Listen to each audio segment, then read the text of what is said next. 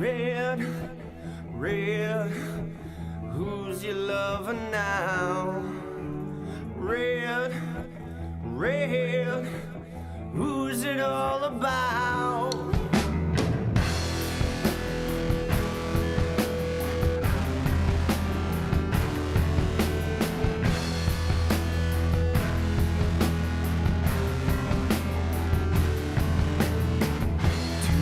Psychosis friend down and begin again. His eyes are broken and I don't feel the same. Red, who's your lover now? Red, red, who's it all about? Me, I grew.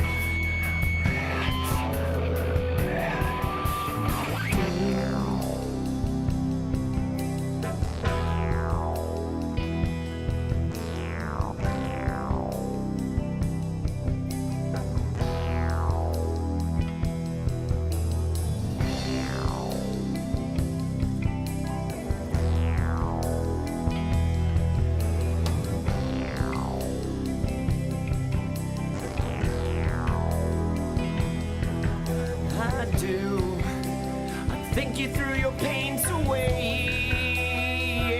Yeah, I do. I think you threw your pains away. Yeah, I do. I think you threw your pains away. I do. I think you threw your pains away.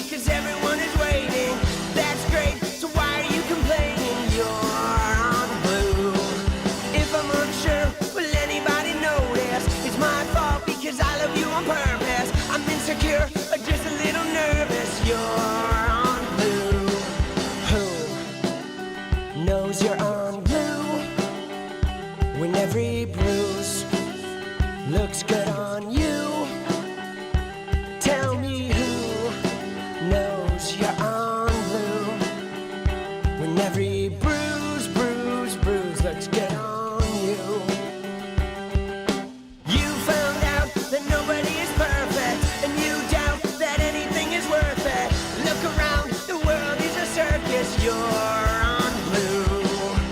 So provoking, I forgot to mention. Are you joking? I need some attention. And nothing's working to change your direction. You're on blue. Who knows you're on blue? When every bruise looks good on you.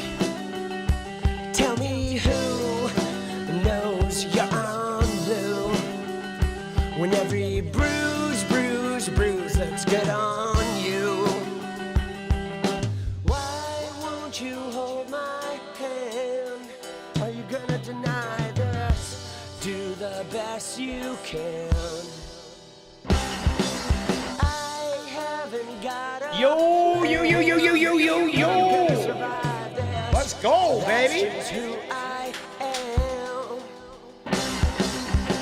What is up, people? Dude, a little bit of a late start. All right?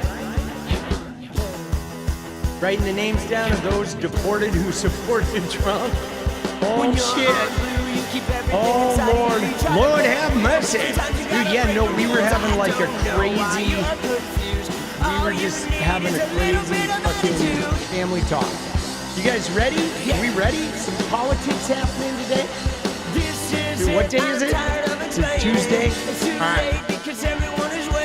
Let me refill my water, and then we're gonna fucking go. Brian, let's go, baby, let's If go. I'm unsure, will anybody notice? It's my fault because I love you on purpose. I'm insecure or just a little nervous. You're on blue. Yeah. Hey. Starting to enjoy the view. I'm all about the altitude.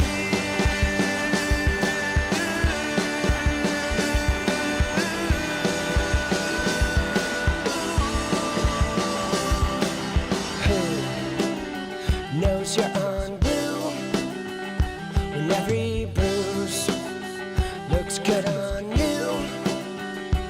Tell me who knows you're on blue when every bruise looks good on you.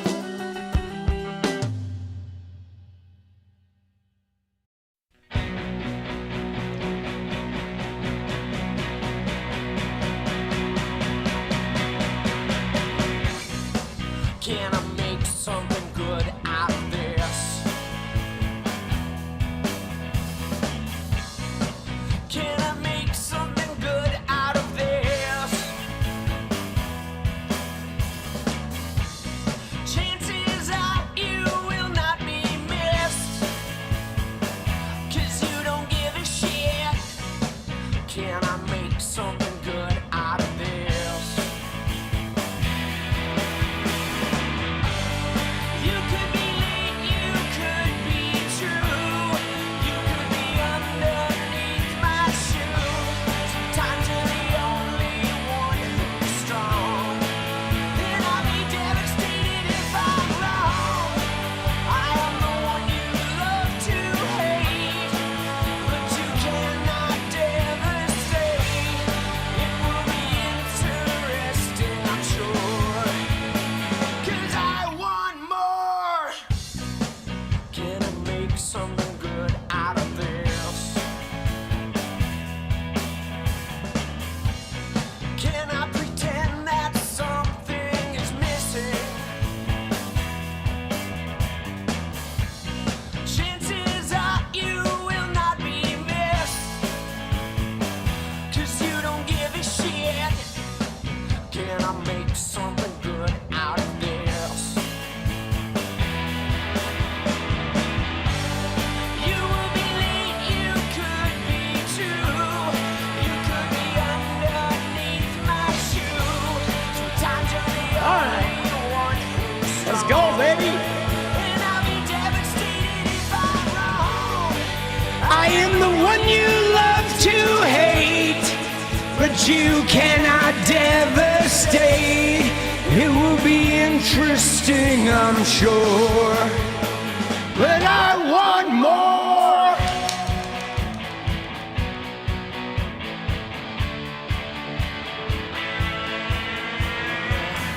I did not hear about Janine Pirro.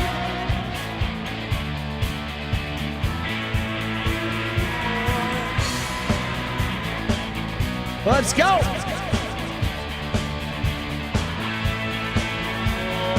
Do-do-do-do-do.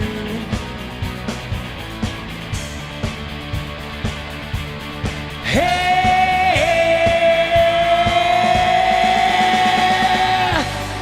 you could be late, you could be true, you could be underneath my shoe.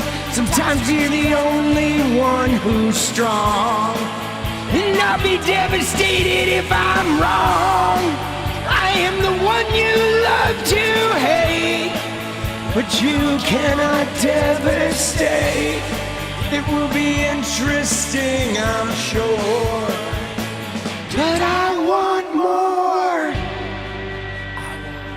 Let's go, baby. I don't know about you, but I kind of want more. I don't know what I was trying to say back in 1998. More from you, yeah, more. I want more. I want more from you, yeah, more.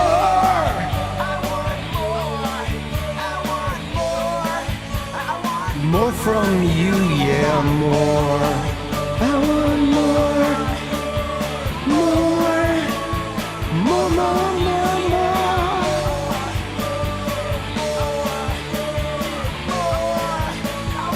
More from you, yeah, more.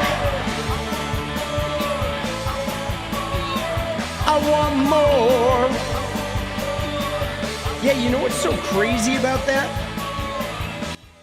Here's what's crazy about that, guys, is the guy singing background vocals right there and the guy playing the bass in that band, which by the way was a really good bass player, like an incredible bass player, but he's dead, dude.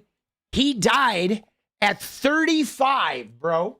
And he was like, I think he was 1 year younger than me.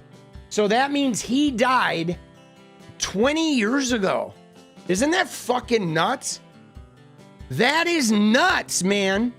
Yeah, it was like, dude, we were both, he was 30, okay? And we moved to Portland when he was like, I think he was 29 when we moved to Portland from LA. I met him in LA, okay? He worked at Guitar Center. That's how I met him. He was a Guitar Center employee. I went in one day to buy new guitar. He brought me, when I would buy new guitar, I would play every fucking guitar in the joint. And so he brought me like all of these guitars. And after playing like 20 guitars, dude, let's go, Brian. Let's go, baby. Thank you, boss.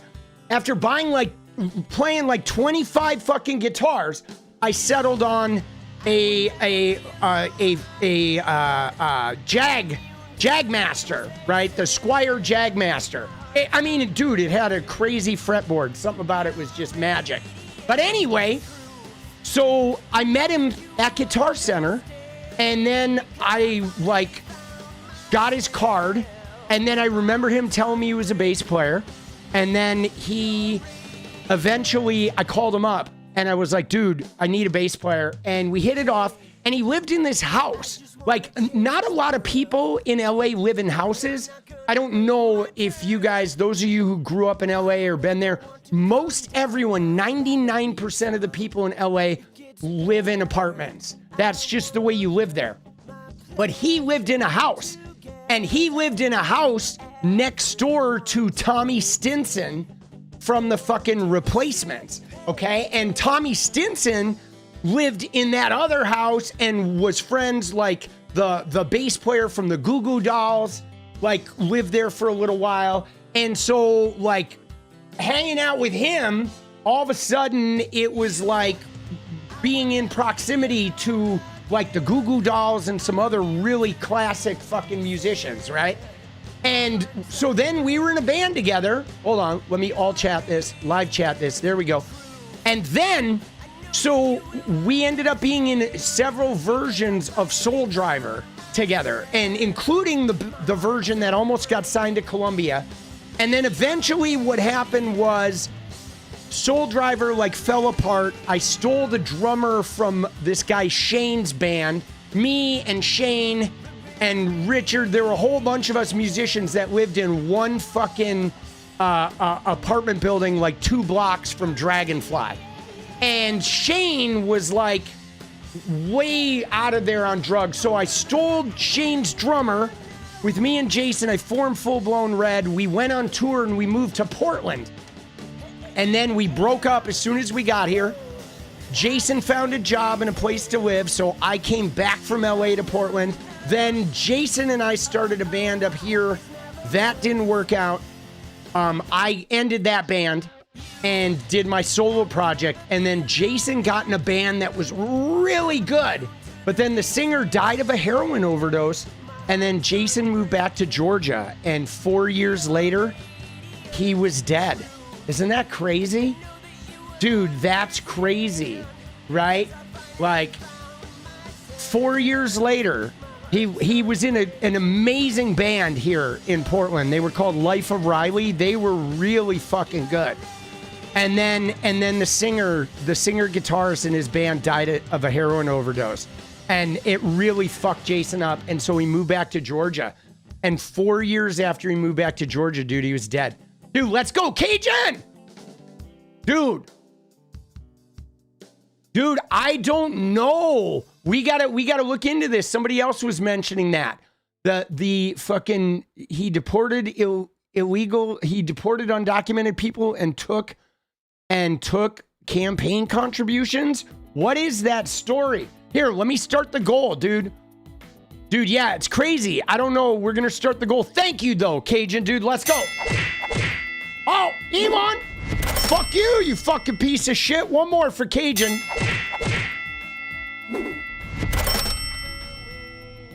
One hour goal for dance party. So I do have to say this, guys. You ready? I'm in a bit of an emotional condition right now. Don't worry, I'm gonna be okay. But let me explain to you. I've had a good run of YouTube lately. Okay, the last couple weeks of YouTube have been nuts. We got like 10,000 new subs. The videos have been banging. I had the best month in July ever, and August is probably going to be the second best month that I ever have. But today's video, the second video I put out today, was a 9 of 10. So I'm like emotionally like rattled, feeling like a huge failure. I mean, it's okay. You're going to have videos that are 9 of 10s. It just happens. It's just every time I have one, I feel like a ginormous failure, and it stings me so hard, right? I take that shit really personal, and then I fucking grind. But so I was having a bit of an emotional day because I had the first 9 of 10 I've had in a long time. Dude, I know how to handle it, bro. After you have a couple weeks of like 1 of 10, 2 of 10, 1 of 10, 2 of 10, and then a 9 of 10 comes out and you're like, oh my God. I don't know. I went to Jenny. I was like, I don't think I'm ever going to recover from this, you know, but she knows my thing. Dude, I am proud of myself, May Money. I'm just very driven, right? I'm very, very fucking driven. So don't get me wrong, because I'm very proud of myself, and I'm not, but when shit doesn't go right, like after this stream, I will probably remake the thumbnail a couple times and change the title of that video just to try and get it like a 7 or something. Right? The title of the second one, now it's doing better. Originally, the title was something about the elections, but then I changed it to Trump is actually a beta, and then it started doing better once I changed that. Janae, let's go. Let's go. Once I changed it to the beta, Trump is actually a beta, now it's picking up. But at first, I had more of a like, ooh, Trump was the elections or whatever. But dude, it's just, you know, my ambition is like, I have very high standards. You know, dude, first live, let's go, baby. But yeah, no, we're doing great, dude. The last 2 months have been amazing. So what the scoring system is about with YouTube is is it keeps track of the performance of your last 10 videos relative to each other. So a 9 of 10 means it's the second worst performing video of the last 10. And I do like 2 to 3 videos a day, so it's only for the last like 3 to 5 days. So naturally, you know, every time you make videos, when they're all like 2s, 1s, and 3s, that means all your videos are just doing really well. But then you're always going to have a 9 of 10 or a 10 of 10 eventually. Because especially if your videos really perform well, then a video that used to be a 5 of 10 a month ago is now going to be a 10 of 10. And that's really what's going on, is we've elevated. Like right now, this video that is a 9 of 10 would have been a, you know, 2 months ago, it would have been a 3 of 10. And 9 months ago, it would have been a 1 of 10, right? It would have been a top performer. But every time you bump up, it gets harder, right? You know what I'm saying? So that's just it. Like whenever you have a video blow up and your channel blows up significantly, your whole bottom line boosts up, but then it gets harder to achieve, right? You know what I mean? It gets harder. Like, you know, like when you get, you know, you get like 500,000 subs and then, you know, it gets much harder to have a blow up, right? The scoring system sounds backwards. No, it's good because it shows you like relative performance, but only of your recent videos, right? So it allows you to evolve. I actually think YouTube's scoring system is really the best because it doesn't do it on an all-time. It does it relative to proximity.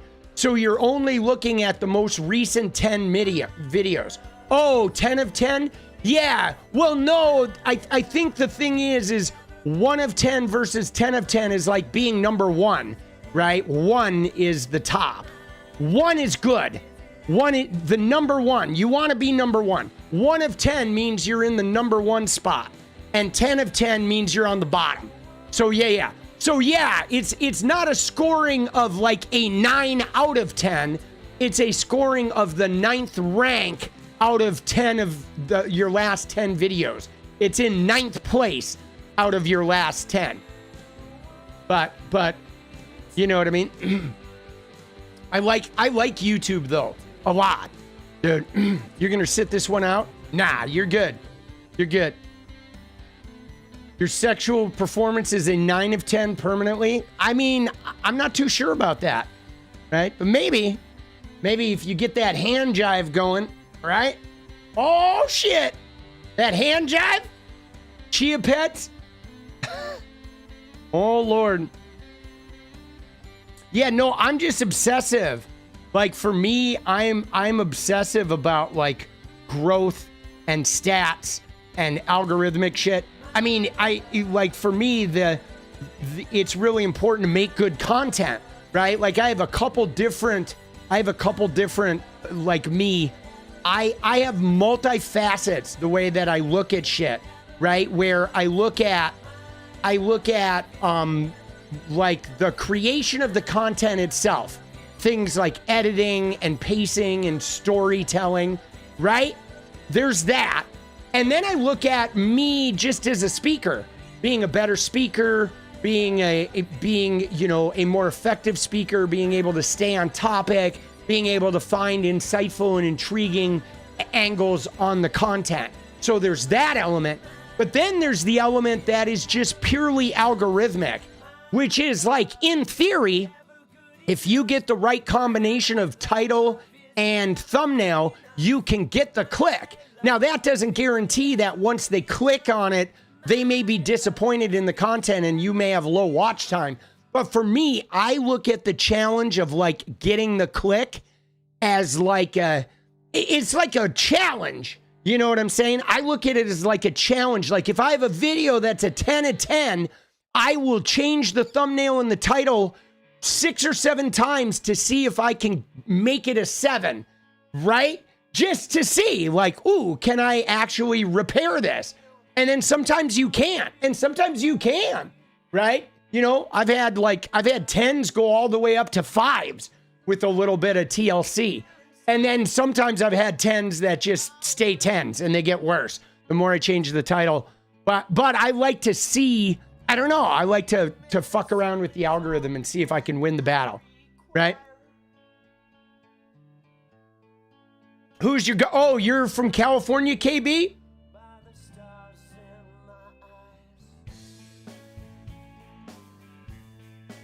Let's go, baby.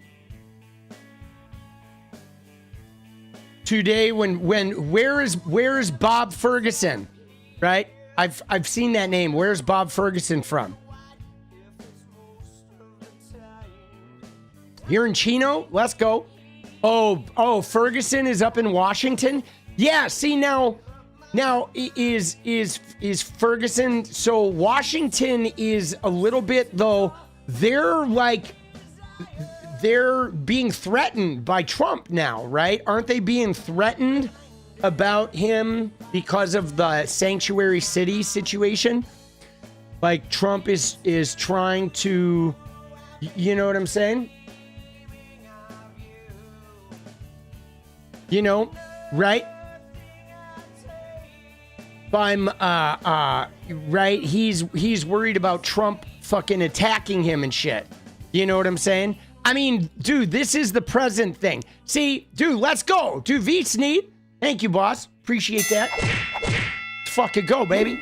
So let me just say about this thing. Because we talk, dude, Linus, let's fucking go, baby. Bavaria. Let's go, boss. Dude, let's go, Bavaria. Dude, let's fucking go. In English, governor. Let's go, baby. So what I did want to say, I'm gonna kill the music for this. But one of the things I did want to say, dude, thank you, Linus. Great name too, dude. Dude, Linus Schroeder, like, that's not your real name, right? Are those Peanuts characters, or is that actually your name? Is your name actually Linus Schroeder? Right? Dude, let's go. Because those are two Peanuts characters. Linus, right? Schroeder's the piano player, and Linus is the fucking kid with the blankie, right? Dude, oh shit. Dude, I love it. Bavaria. Dude, Lederhosen. Let's go, Lederhosen. Oh shit. But one more, Elon. Fuck you, Elon.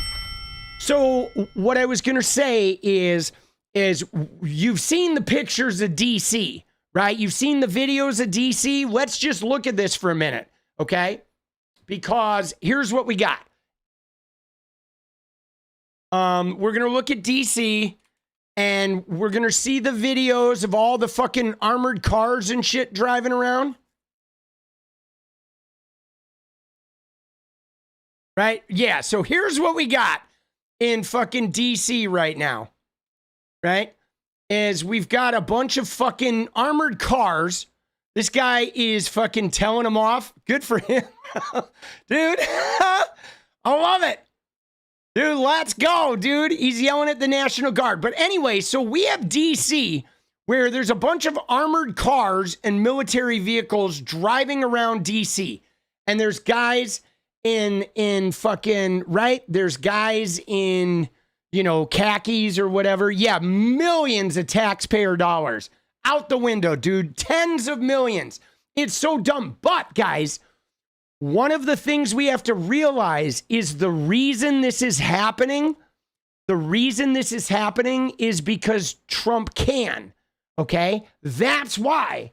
Like Trump can do this in DC because there's a little bit of a loophole in the right, because they don't have representatives. They're not actually a state, so they don't have jurisdiction. So the executive branch actually has the power to do this, okay? Which is why he's doing it. This is the only city in America, right?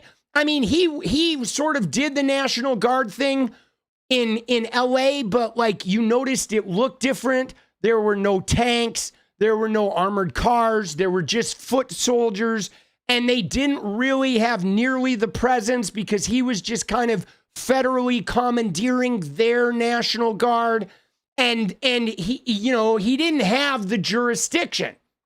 But in Washington, D.C., because of the loophole and the fact that the executive branch is allowed to sort of take control of it, he's able to do this stunt, right? And now he's talking, oh, I should do this to every city. I'm going to do it to every city.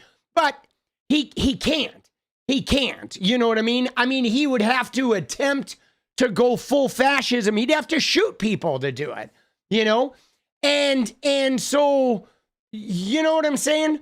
So it's like, it's just really interesting because when you see Donald Trump, even in his fascist dictatorial self, he's always doing the safe sort of like where he kind of has a little bit of jurisdiction. You know what I mean? You know what I'm saying? Like it's a spectacle and all those other states are like joining in to sort of like join into the political fucking jerk off. But again, he's going to be hard pressed. I don't think we're ever going to see armored cars roll into New York City. You know what I'm saying? You know what I mean? Because again, he's doing it because it's safe. And thus far, guys, all of the ways that he has like sort of avoided the law have been in that safe route. Okay. He's thus far, he has been sort of like the 𝗙𝗎𝗄 dictator. You know what I mean? He's been the 𝗙𝗎𝗄 dictator. That's what he is. That's what he is. I mean, he's a fucking 𝗙𝗎𝗄 dictator, man. And yeah, he is race baiting. And it's not going to make us forget fucking, right? It's not going to make us forget, we're not forgetting Epstein. We aren't. Sorry, 𝗙𝗎𝗄 dictator. Sorry, buddy. We're not going to forget Epstein, right? We're not going to forget Epstein and your little fucking 2-inch. I want to hear what this guy's saying right here.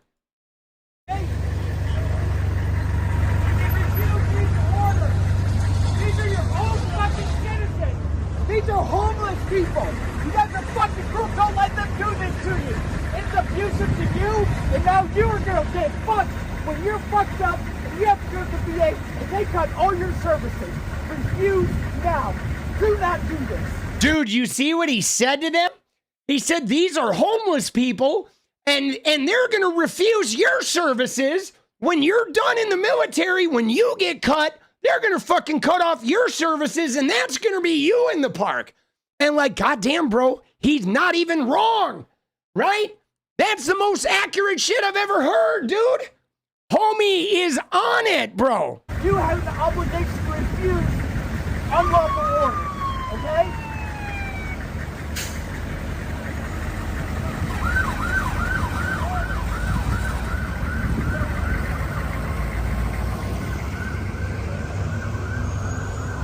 Dude, what a bunch of fucking clowns, bro.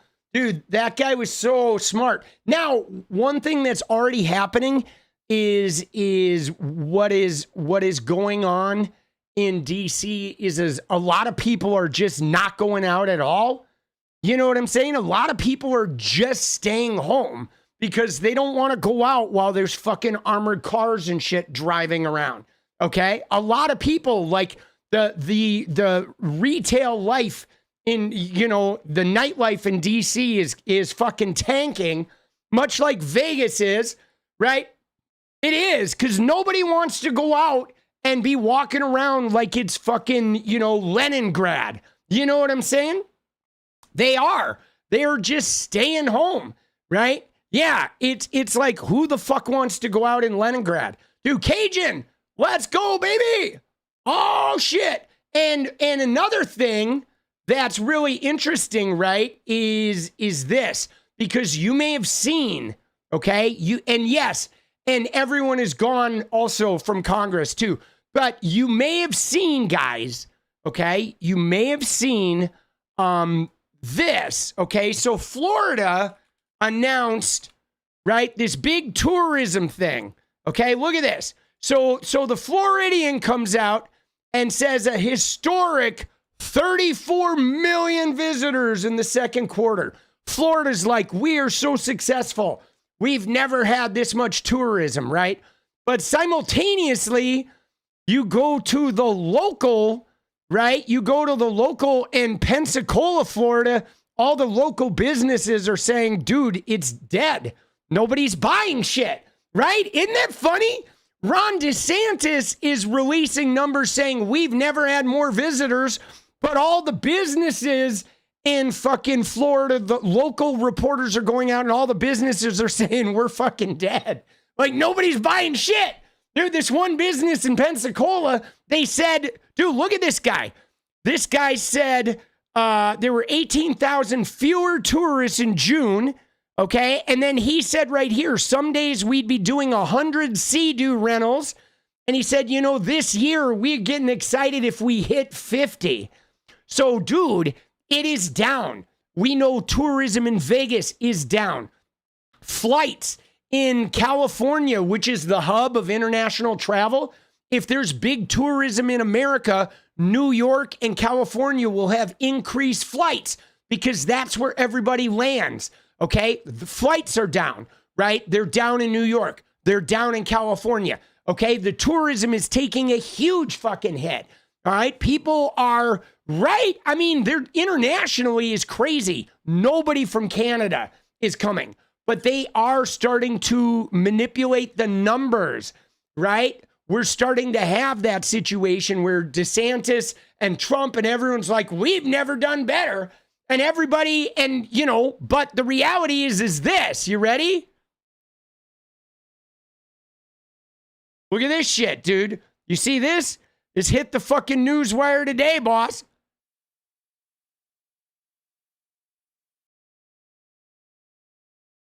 Let me find just a fucking simple one. Dude, like, here, I had one on my timeline. Dude, I found, where is it?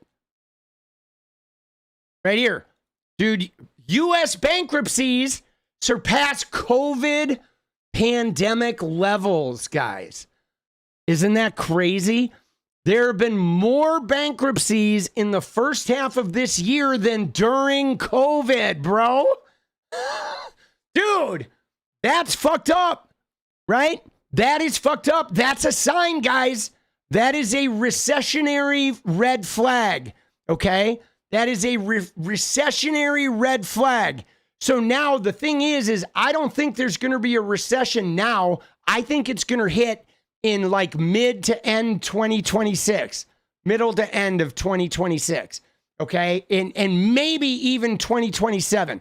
But yeah, that is an insane stat. And dude, it's coming from Polymarket, okay? This is Cenk Uygur approved statistics right here. Dude, 𝗙𝗪cie𝗶𝗹𝗀 rubbed one out to this fucking earlier today. Dude, isn't that crazy? Cenk Uygur? Oh, Shanky! Oh, I got some more bankruptcies! Oh, that's so good! Yo, let's go! Donnienomics, bro. I mean, this is brutal. All right? Fucking brutal. You know what I mean? And like, what's crazy though is this guy is like saying rates need to be cut. Now, dude, cutting rates isn't going to change your fucking bankruptcies. What is cutting rates going to do? Right? You think, you know what I'm saying? The tariffs are going to fuck this shit up, bro. You know what I'm saying? Dude, the tariffs are going to fuck this shit up. And dude, they haven't even kicked in, guys. Here's the problem. The tariffs haven't even kicked in. Now, I can tell you right now, guys, let me just explain to you why Donald Trump is doing the tariffs, okay? And here's why. If you roll back to the 1900s, the late 1800s, early 1900s, when tariffs were in, what tariffs do is they kill small business, okay? They do. Tariffs are only survivable by the barons, okay? Walmart will prosper with tariffs, okay? Home Depot will prosper with tariffs. Amazon will prosper with tariffs, but every mom and pop business in America will get fucking jacked by this shit, okay? Because all those other businesses are fucking, they're getting shit priced so cheaply, they're buying in such quantity that they're able to eat a little bit of it and they can pinch corners in elsewhere. Like they'll cut their staff and make everybody work harder. They'll reduce the amount of benefits their staff get, and they're able to balance that shit out. But tariffs are just a transfer of wealth to the robber barons. It's the same as it was in COVID. Okay, COVID, those huge corporations survived. And yes, they know it. This is why they're doing it. Tariffs are a way to move all of the wealth into the hands of the richest people in the country. That is all it is, okay? It exclusively benefits the top 1 or 2%, aka Jillian Michaels, slave owning percentage of America. That's what it is, guys. It's fucked up. And yeah, combined with deregulation, well, they'll deregulate so they can pollute and they can offload all their shit and save money here, there, and everywhere, right? And so yeah, so it is fucking brutal. And here's what's hard about it, guys. What people don't realize is that tariffs they're not a one-to-one relationship, okay? Like there are companies that are made in America, okay? There are companies right now with their factories in America, shit is made in America, and their prices are going through the roof because their materials are outsourced. Because we can't get every material here in America, okay? We can't. There are just some minerals that you're not going to be able to get in America. There's some electronic parts that are just not made in America, okay? There are certain types of cloth and shit. There's shit that just isn't made in America. And so that hits people too, because there are people who are like, yeah, our factory's here. We're going to do great. Buy American. But then all of a sudden they're like, oh shit, all of my materials are outsourced. And now I'm getting hammered by tariffs. I mean, it's just so fucking, it's so redonkulous. You know what I mean? Yeah, nothing is totally made here. Nothing can be totally made here. I mean, guys, we're a global economy, okay? And that's why this America First shit is really stupid, you know, because we are a global economy. We're a global humanity. We shouldn't be treating these things with this nationalist fucking whatever isolationist shit, because it is literally a global fucking economy and humanity that we should be dealing with. But yeah, man, dude, there we go, dude. Bankruptcies are up. Prices are up. Insurance costs are up. Dude, my insurance for me and my kid, car insurance, almost $400 a month, bro. I'm paying $380 a month for me and my son to be insured to drive our cars. Dude, isn't that nuts? Dude, that's crazy, dude. And neither one of us, we both have perfect driving records. I think I got one ticket a couple years ago for not using a signal, right? You know what I'm saying? For not signaling before I changed lanes, which is a stupid fucking ticket, by the way. You know, the cop who wrote that ticket, what a fucking dickbag. Dude, who the fuck writes a ticket for somebody not signaling in time? I even had my signal on, but his complaint was I didn't have my signal on for 200 feet. Like, really? Like, what are we? Are you a grandma? You saw my fucking signal, you fucking clown. He got mad that I, pulled in front of him. He felt cut off. This cop did. So he fucking gave me a ticket for not having my signal on for 200 feet. Dude! And he got mad at me, too, after he gave me the ticket, because I said, don't lecture me. Just write me a ticket and get out of my face. Don't fucking lecture me. I don't want to hear your lectures. I don't care what you have to say. Write me a fucking ticket. Walk back to your car. Write me the fucking ticket. Give me my ticket and go away. All right? That's it. That's how we're going to engage in this transaction.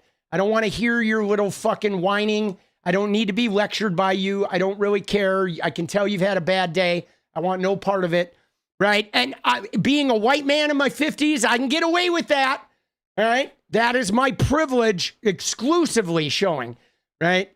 But fuck, bro. Dude, they're so dumb. Dude, talk to the hand. Dude, I hate cops. And you know what's funny about it? Is the cop was one of the dudes who was caught lying to protesters. Okay, he was caught lying to protesters. And you know what I'm saying? And he was caught lying to protesters. And fucking $400 for car insurance. Yeah, Gonzalez, that's $400 a month. It's not $400 for insurance. That's $400 a month, bro. Right? What was I gonna say? He got caught lying to protesters, writing them fake tickets. It was actually in the paper. And so when I went in before a judge, I decided to fight the ticket, and I went in before the judge, and the judge wouldn't let me enter that into evidence.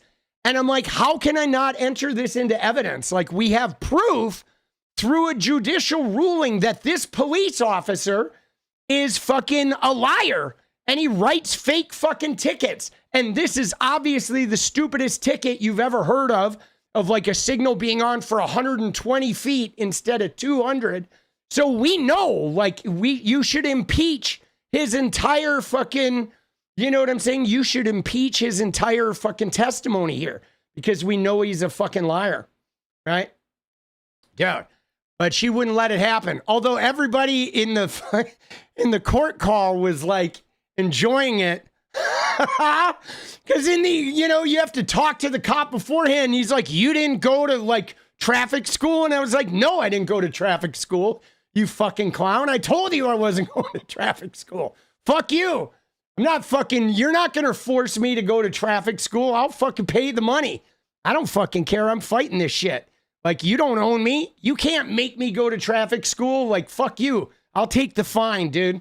The fine got like significantly reduced. And you know what's fucked up though, is I could have actually beat it. And I kind of learned my lesson there though, because I didn't go prepared, because I did question him about how long, was my signal on for like maybe 2 or 3 seconds. Like, I realized when I did the math later that my line of questioning about 3 seconds with my signal being on at the rate of speed we were at, 45 miles an hour, I could have actually proven that I had driven 200 feet with my signal on if I had just done the math thing. But I got so hell-bent on trying to impeach him for being a liar, and she wouldn't let me do it. And if I did it over again, I would have asked him some pointed questions and get him to admit that maybe your signal was on for 3 seconds, and then show at going 45 miles an hour how far 3 seconds would travel, which would have been like over 200 feet. And right. And so I didn't go prepared enough. I thought my impeaching his testimony was gonna actually win it. But so the thing about this, Layla, about Dan Bongino, so the Dan Bongino thing is this, okay, is this guy. All right, here we go. This was the Attorney General, Andrew Bailey. Okay, he's a Missouri Attorney General. He is a MAGA piece of shit. He's election denier. He's a Christian fucking anti-trans freak, racist, fucking lower the age of consent kind of degenerate. Oh, he's a total creep. He's been filing national lawsuits and everything. And so he got promoted. Okay, he has been promoted the co-deputy director of the FBI. Okay, you know who the deputy director of the FBI is, guys? That's Dan Bongino. So they created a role called the co-deputy director of the FBI. And they brought this guy in. So Bongino is out, effectively. I mean, he's still there, but now Bongino is no longer the deputy director of the FBI. He is now the co-deputy director of the FBI, with this guy, okay? So dude, Bongino got the axe, bro. Bongina. Bongina. So yeah, dude, he's done. I mean, he's still there. He's still going to work every day, but after he yelled at Pam Bondi and fucking called her a liar, dude, he's done. He's now the co-deputy director of the FBI is Attorney General Andrew Bailey. And so Dan's out, right? Now I don't know what's going to happen to him. I was pontificating today. Will he become a whistleblower? Because, I mean, Dan Bongino, right? We're going to see what he's made of. Because I thought this Epstein shit was important to him, right? I thought this was like the fucking, right? You know what I mean? I thought this was like going to be a really important thing. You know, this was, these kids, these young girls, right? They're being sex trafficked by these guys. It's like, man, I'm going to put a stop to this. I'm going to get in there and be in the FBI. But you know what he did, though? He went against Pam Bondi. And guys, I'm telling you right now, Pam Bondi, she is unfucking touchable, bro. Okay? Pam Bondi is Florida Attorney General. That is like Epstein protection level 1. Okay? The Florida Attorney General knows everything that went down with Jeffrey Epstein and Barry Krischer and Alex Acosta. The Florida Attorney General is like DEFCON 1 of fucking, the Epstein protection ring.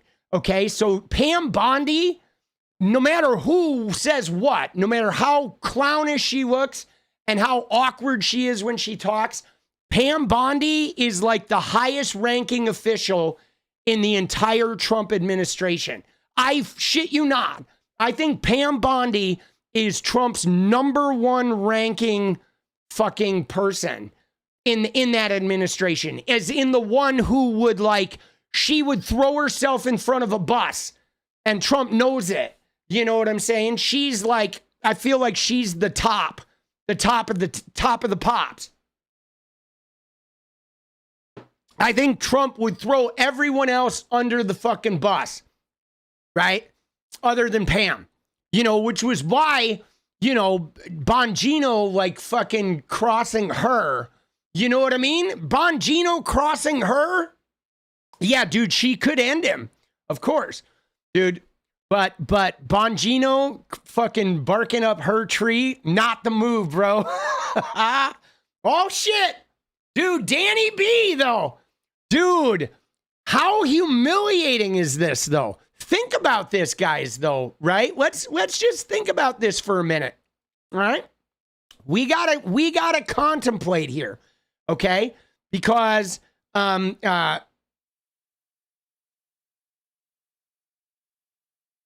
the thing about this, though, is Matt Gaetz.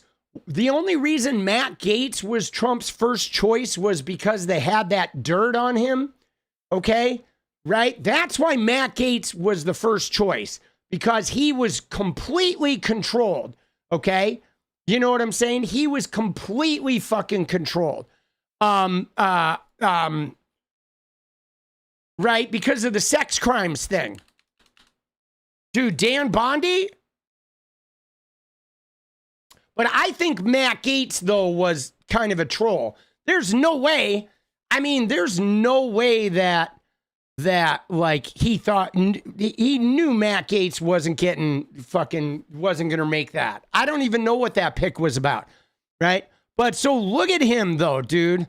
Look at him, bro, right? Look at this guy.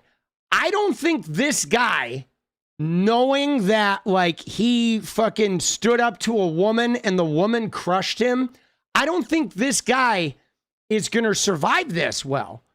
You know what I mean? You know what I'm saying? I don't think this guy is going to survive this. And for those of you who are mentioning Aileen Cannon, he wants Aileen Cannon. They want Aileen Cannon on the Supreme Court, guys. If you're wondering about that Florida judge, Aileen Cannon, they want to put her on the Supreme Court. Okay? That's what they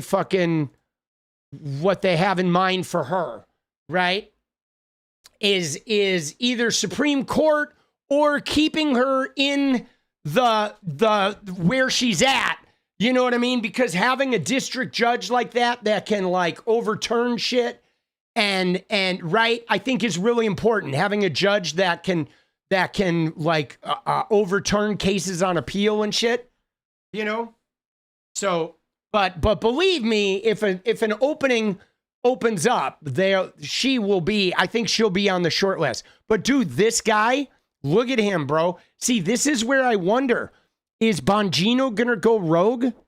Okay, is Bongino going to leak shit? Is Bongino going to, you know what I'm saying? Is he going to fucking, like, what's gonna happen? I feel like he's a wild card right now. Because imagine this, guys. Imagine him. He doesn't like his job. He already said it. He was a podcaster. It's a pretty easy living. I mean, dude, my life right now as a political commentator, it's pretty cool.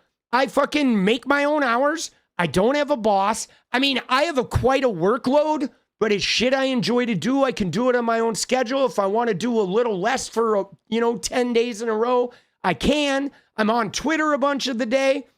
It's pretty it's a pretty good life. Okay. Nobody's fucking up in my shit. But now he's in a chain of command. He has to go to the office every day. He's got to deal with all this shit. Cajun! Dude, let's go, baby! Let's fucking go. Right? Dude, you are the man, Cajun. Let's fucking go, baby.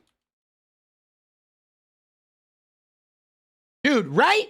So the thing about Bongino is this guy is miserable right now. He's miserable. He hates his job. He hates his life. He's probably it's going to destroy his relationship with his wife. This guy is in hell, okay? And now this guy is going to be sitting at a desk next to him, basically doing his fucking job. So not only did Bongino give up his shit to take this job, he just got eunuched. And now this skeezy little fucking guy from Missouri is going to be taking all the limelight and taking charge. I don't think he's going to be okay with this. You know what I'm saying? I don't think he's going to I think this is going to have a profound effect on him that is going to either be like suicide or a DUI or a whistleblower or something's going to happen with Bongino. You know, he's going to take a rifle down the street and end up getting fucking, you know what I mean? I just don't think he's going to handle that well, dude. Dude, he got cucked, bro. And this guy is such a piece of shit, dude. Right? Dude, this guy is such a piece of shit. He is, dude. Attacking trans kids, attacking birth control pills, attacking, mifepristone, abortion rights. You know what I'm saying? Just so fucking, right? Attacking Planned Parenthood. This guy's such a fucking degenerate. And what's more, this guy, all right, this guy would break the Constitution for Trump in an instant. Okay? Yeah, man. Scoundrels. Dude, I don't think Danny B, right? Dude, hold on. Dude, we gotta reply here.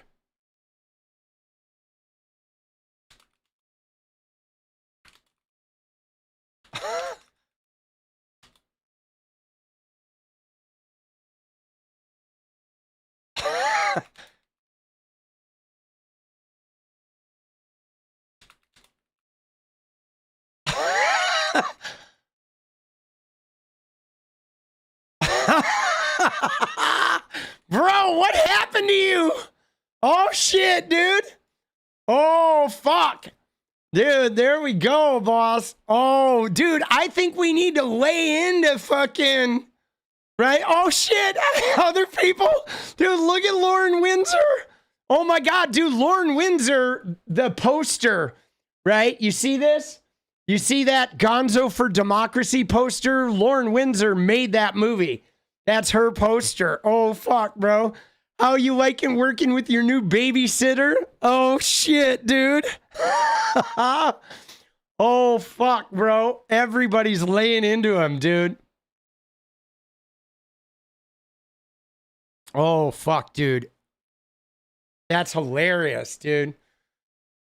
Oh, shit. You like that? You just gonna take that shit? Dude, I think we can apply some pressure. I think we can apply some pressure to Danny Bongino, even though he's got me blocked, right? I can talk to him on the government account, but he's got me blocked on the regular account. He was like one of the first people who blocked me way back in 2018 when I told him that I replied under his thing saying, Dan Bongino needs to go back to what he's good at, touching his wiener. And he fucking blocked me for that all the way back in 2018. He didn't like my touching his wiener comment, dude. Yeah, no, it was this one, dude. I'll show you the tweet. He even deleted the tweet, right? Here's the original. Let's go all the way back. It was, oh, wait, no. It was right there, November 7th of 2018, right? It didn't even get any likes, dude. Because I was like, I had like 100 Twitter followers or something, right? And he deleted the post, but dude, oh shit, bro. He blocked a 0 like. I mean, that is funny, right? Because normally what happens is if you say something outrageous and it gets a lot of play, you might get blocked because they're all mad that you said something about them and it got like 10,000 likes. But dude, it's 0 likes, bro. That was like, holy shit. Homie is sensitive, boss. Oh, shit. Yeah, man. Dude, there you go. Oh, I did. I hit him in the feels. You try to get blocked? I don't even try to get blocked. I don't. I just get honest. But I'm never trying to get blocked. You know what I'm saying? I mean, But yeah, dude. There he is. Oh, shit. Yeah, here's what I said, though, on May 31st, right? I said Bongino isn't going to make it a full term. I said he's going to crack. Dude, I knew he was not going to make it, dude. He doesn't have, Bongino doesn't have the stamina for the, right? He doesn't have the stamina for it.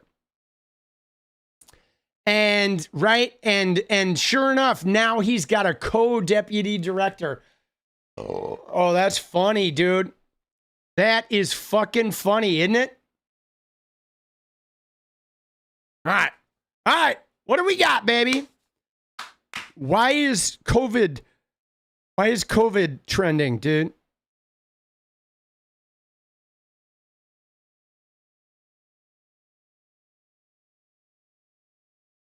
Oh, Jesus.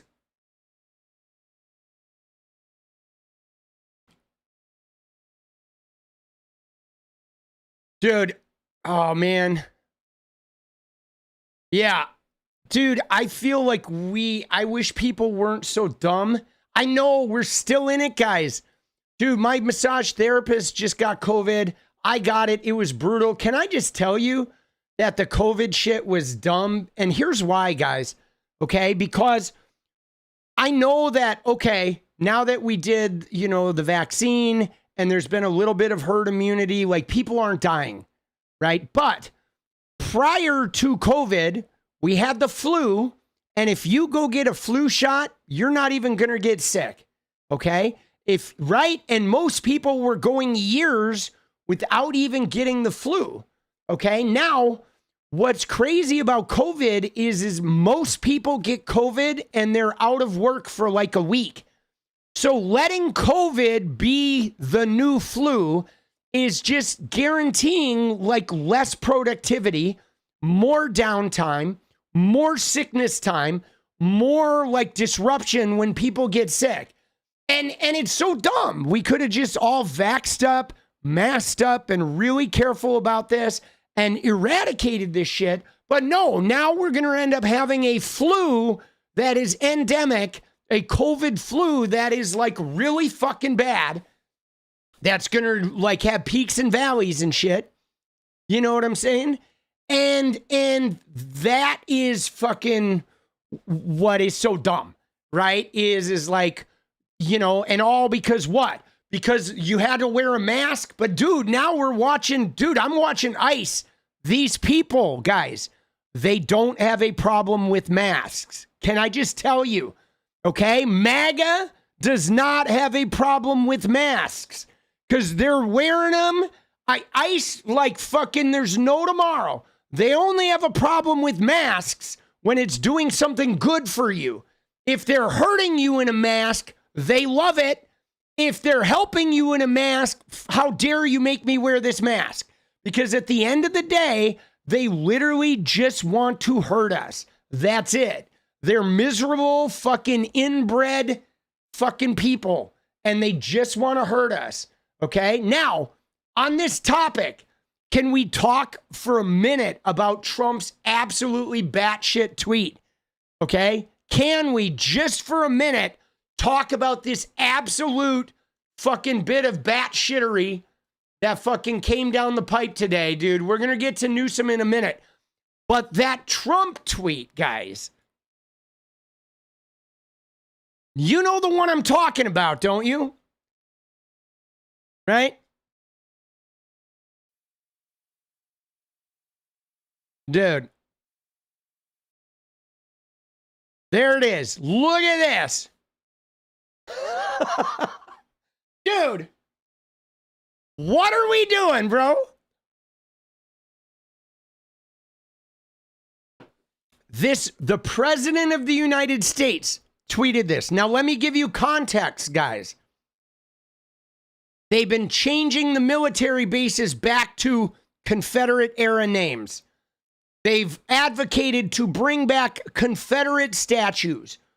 They've tried to use the Civil Rights Act to say white people are being oppressed.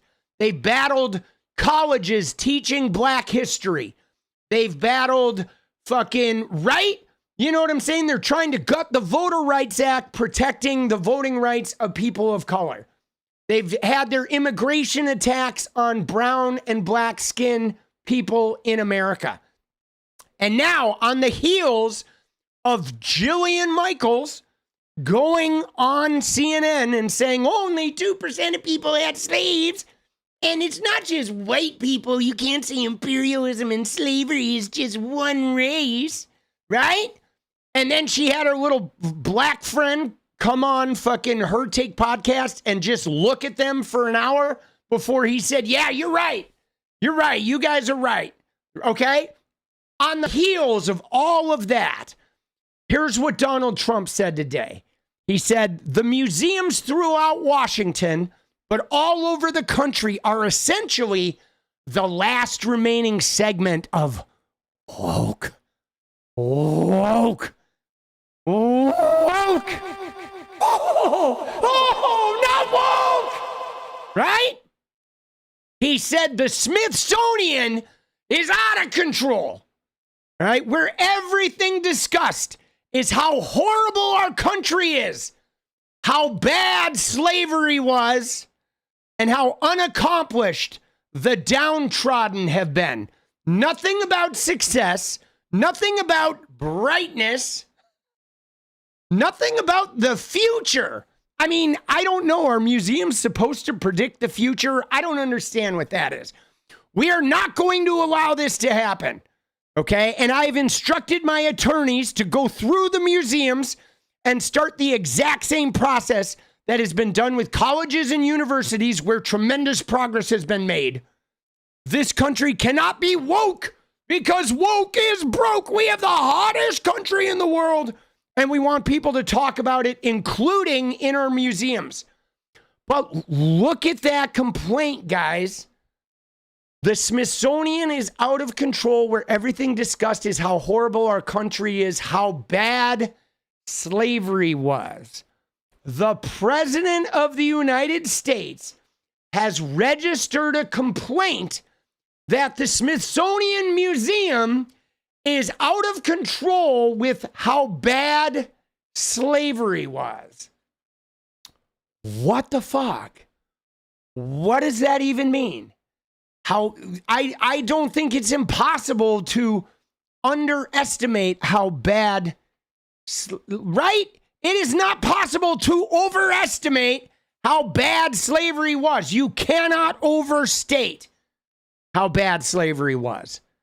You can't. It's not possible. However bad you say it was, however bad you show pictures of and you tell everybody it was 100 times worse, 1,000 times worse. You know what I mean? Like you could say the horrors of slavery and point them out in the most affecting and overwhelming way, and it was still 10,000 times worse than what you could possibly fucking show us in a museum, right? Dude, isn't that insane? They are complaining about the fact that the museum is showing how bad slavery was, right? Dude, that is crazy. Yeah, well, it doesn't matter, Scorpion. The Epstein debate's not going anywhere. But in the meantime, though, this is a reality, okay? This is a reality of the fact that they are like wildly racist, okay? They are. They want to be like, right? They want to just make it, you know, I mean, I think the honest fact is they just don't think slavery was that bad, right? That's the fact, guys. The reality of this is Donald Trump and these Republicans, they don't think slavery was that bad. They think it was like a system of acquiring workers that everybody was doing, and they did it just like everybody else, but they did it a little better. They did it more effectively. They were nicer to them than these other people were. And then they ended it. They think, well, we ended it. Right? So we just used it to sort of get competitive advantage. But it was like, it was this thing that everybody did. And so we did it too, right? And that's how they look at it. They don't even look at the horrors of it. They just look at it as a price of doing business, right? That's what they look at it. They look at slavery in the developing world as the price of developing a capitalist empire. And the fact that they did it and then got out of it, they look at it as like, we're good because we didn't keep doing it. I mean, they did keep doing it because they just moved it into the prison system. Okay, slavery still exists. It's just now you got to get that felony marker. Okay, and once you get that felony marker, you're allowed to be a slave again. But the reality is they don't think it's that bad. They really don't. They don't think it was that bad. That's the God's honest truth.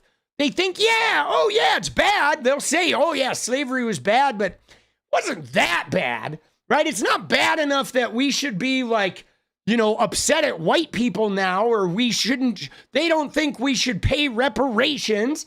They don't think white people should feel bad about it ever, because if you didn't personally own a slave, there's no reason you should feel bad about it. They don't think there's any connection between slavery and the wealth gap. They think right now the slavery and the wealth gap is just because of the laziness of people, right? They think the wealth gap is because of people are unruly and lazy.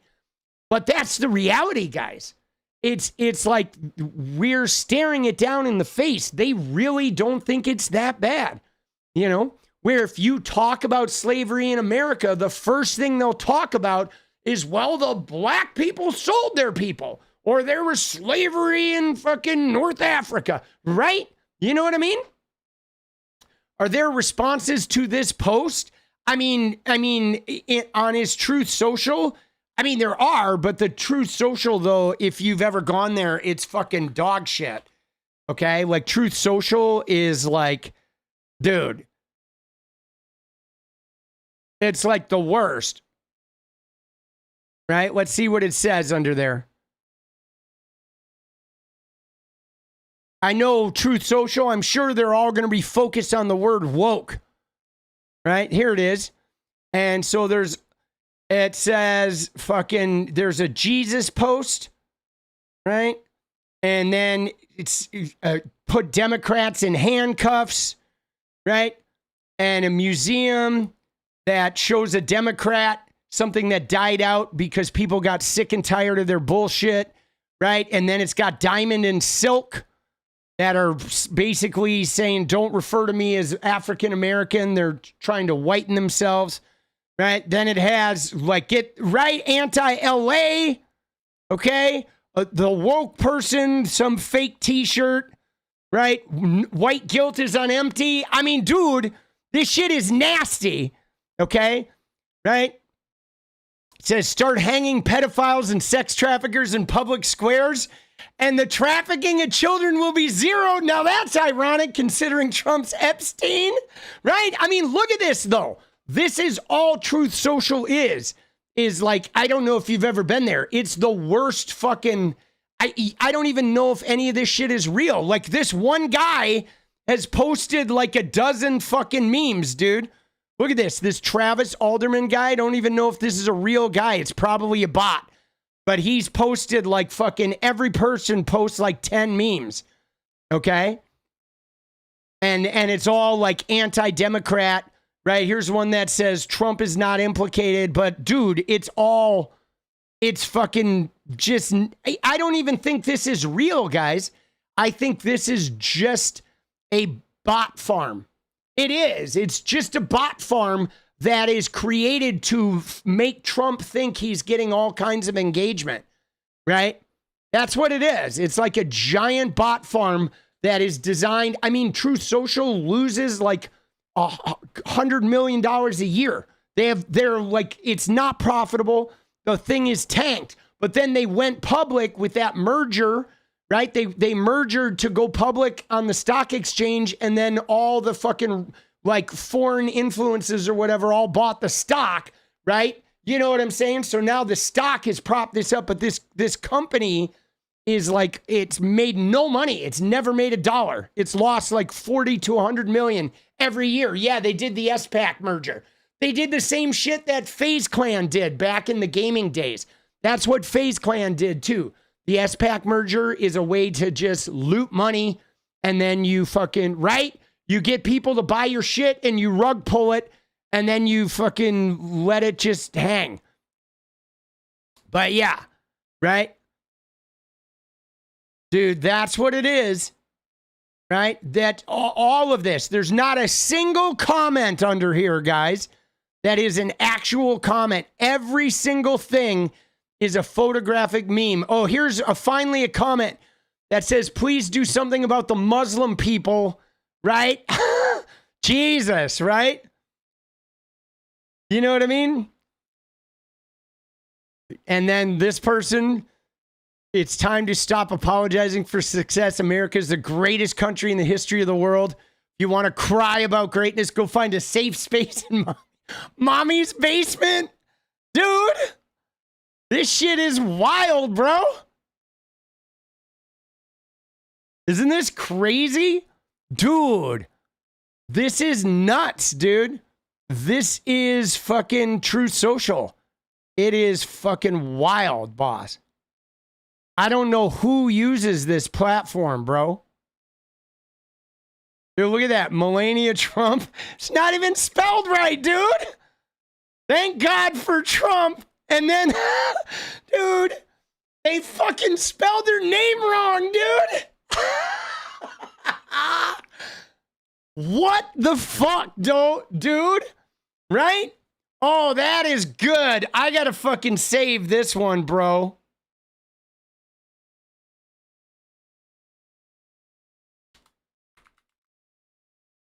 Dude, multiple times, bro. You know what I'm saying? Oh my God.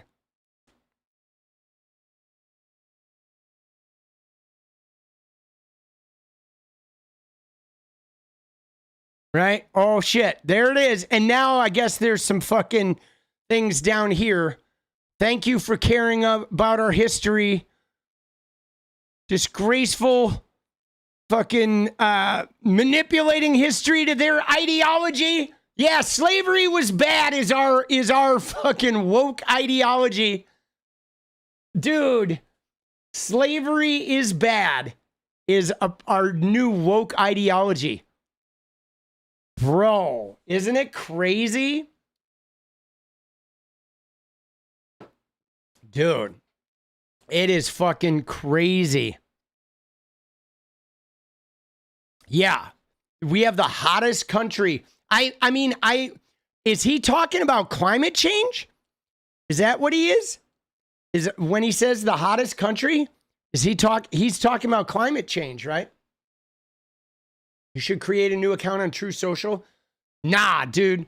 Dude, I'm not fucking... I have an account on Truth Social, but I don't use it. I just use it to be able to look at Trump shit. But dude, I have no interest in like wasting any time in that environment. I don't think any of it's real, guys. I think Truth Social is 95% bots. I mean, Twitter as it is, Twitter, can I just tell you, is like 75% bots. Like anytime you reply on Twitter, you have to be replying simply to like put a funny piece of content out there. But if you use Twitter and think you're actually engaging with a real human being with an opportunity to help them understand, it not at all. The only thing Twitter is it's like a microphone. Like what I do is sometimes I see a comment and I want to say something, so I'll reply to somebody who replies to me, but I'm replying because the piece of information I'm replying with is something I want to say. It's like a statement I want to make. But unless I'm interacting with somebody I know, I never engage with Twitter as though I'm engaging with an actual human being, because I think most of the time you're just not. You're just not. I mean, it's so crazy. Like when you look at it, I mean, I can't even tell you the number of times I get into it and there will be like 20 replies and they're all accounts that are from like July 2025. And it's like, dude, none of this shit is real. You know what I'm saying? None of this shit is real, dude. Yeah. Well, you know what's funny, Chronics, is you're not wrong, right? Like I think much of today's internet is non-human activity. You know why? Because its engagement is how they sell advertising. So social media, guys, is the greatest way for them to make money off fake engagement, right? Or for people to feel a sense of like excitement off fake engagement. Like for example, I don't know if this helps you, but there are a lot of people who get on social media, like a space like Twitter, and what they do is they're trying to put something out that's going to get them a lot of likes, okay? And if they see somebody else say something that gets a lot of likes, they may repeat the same thing, even if they don't necessarily agree with it, because they're just trying to get a lot of likes. And like, I kind of use Twitter differently, where Twitter is, for me, it's a mouthpiece of my personal belief set and me challenging beliefs I disagree with.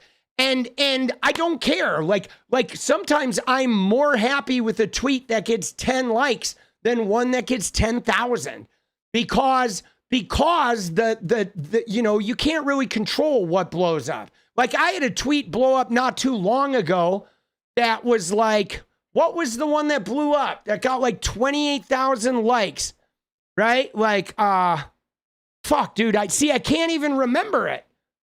There was a tweet I did that got like got the most likes I've ever gotten in a tweet.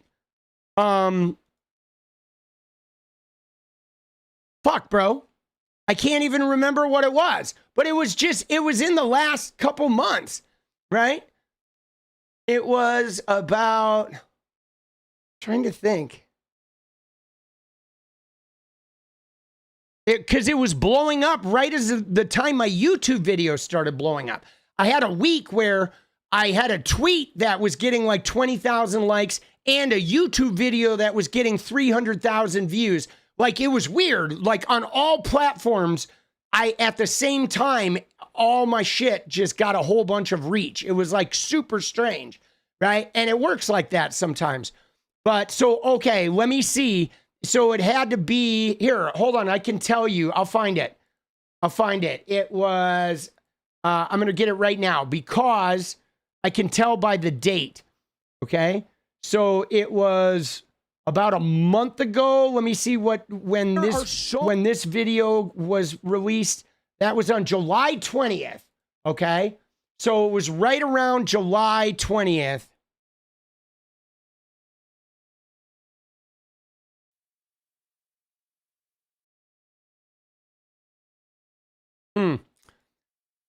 Yeah, I guess I'd have to time it. I can't remember what it was, bro. I had a fucking... Dude, I wish I could remember. It was... I mean, I guess let me just go back and we'll find it. Atari Frogger? Dude, I loved my Atari. July 20th isn't that long ago. Dude, isn't that crazy? That, like, you see that? Like, I had a tweet that got like 25,000 likes and I don't even remember what it was. Right? You know what I mean? That's what's crazy is like, I don't even pay attention to this shit. It is just not a, like, I don't look at that stuff. You know what I mean? But there are people that use it that way. And I think that's how people get into the fucking pipeline of shit. Right? I saw that with the gamers, right? Like, gamers would post shit that they didn't even believe in just to create a stir and get a whole bunch of fucking, like, online likes. That was like their whole mission, okay? But usually the tweets I love the most don't get them. Don't get a lot of play. And then this one was like a random thing that I didn't even think was a big deal. It may have even been a quote tweet. All right, let me see. All right, here we're getting toward it now. We'll find it.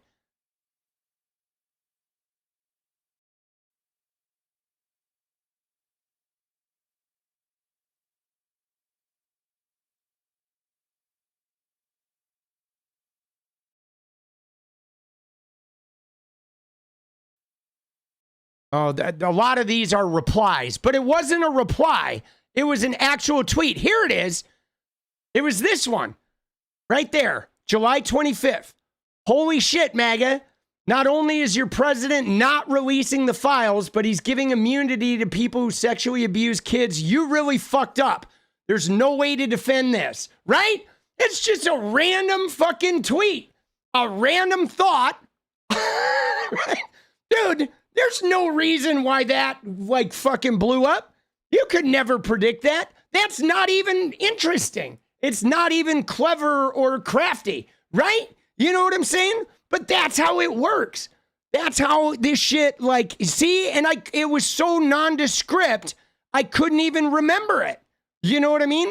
Because it was so whatever. Just a random fucking thought. You know? You know what I mean? And like, but around that time, though, I've actually like had some stuff like Twitter has recently started performing, right? Like there's another one that like, whoa, that's weird. That got a pretty decent amount of reach. Dude, I don't even know what that is. It's not even anything. You know what I mean? This shit is just so fucking bizarre, dude. You know?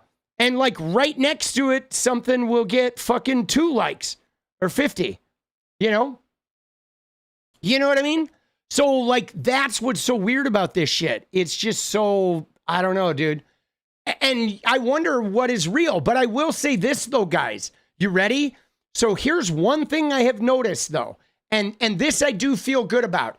is the fact that, so I used to have 41,000 followers. Okay. I had 41,000 followers in 2022.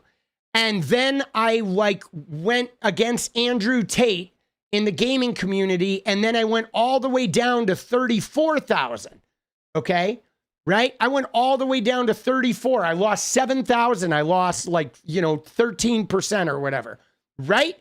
And then for 2.5 years, even though I would get a bunch of followers every month, I would lose more than I would get.